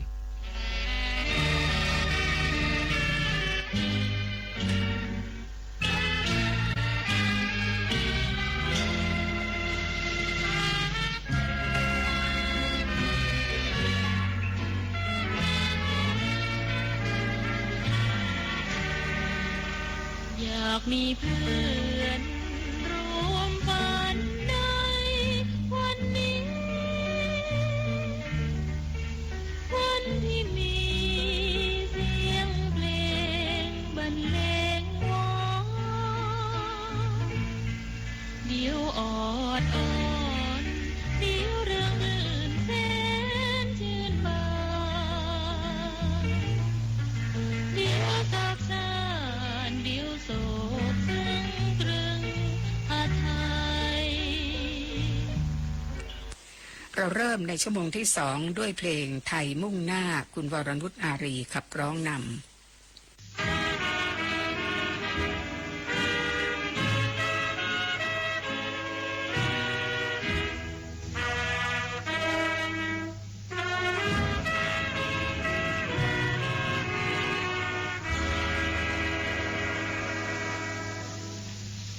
มวลมนุษย์ทั่วไป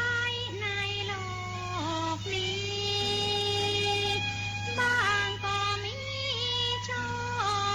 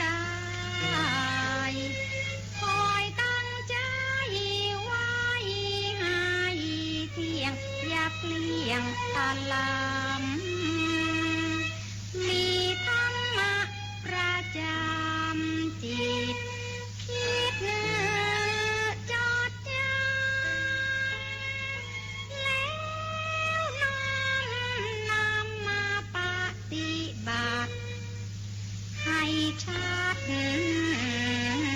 ตรง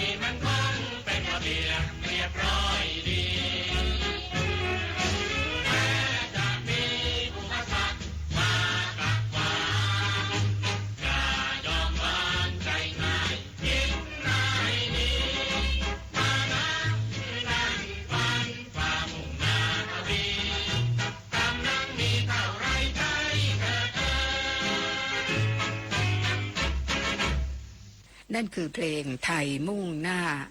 เป็นผลงานของพระราชธรรมนิเทศและคุณนาถถาวรบุตรค่ะคุณวรนุชอารีขับร้องนำต่อด้วยเพลงเดินคุณประภัยกาญจนโภคินขับร้องนำเพลงนี้เป็นเพลงจากละครเรื่องน่านเจ้าผลงานของพลตรีหลวงวิจิตรวาทการแสดงเมื่อปี 2482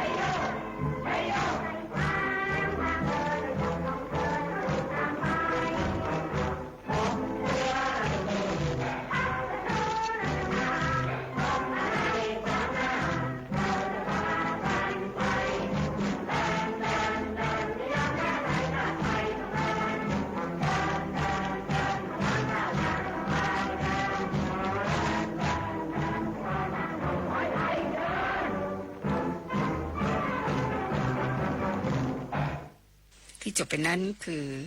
เพลงเดินจากละครเรื่องน่านเจ้าปี 2482 และต่อจากนี้ไปนะคะเราจะฟังเพลงที่ มีการบันทึกแผ่นเสียงเก่าไว้แล้ว และมีการนำมาบันทึกเสียงใหม่ ให้ท่านฟังเปรียบเทียบกันเลยนะคะ เริ่มด้วยผลงานของครูล้วนควันธรรมค่ะหนูชอบดอกไม้ผู้ขับร้องเดิมคือเด็กชายสุเทพอัญชันวัฒน์ต่อมามอบให้คุณภูนพันธ์สุดใจธรรมเป็นผู้บันทึกเสียงใหม่หนูชอบดอกไม้ฟังทั้งสองท่านนี้เลยนะคะ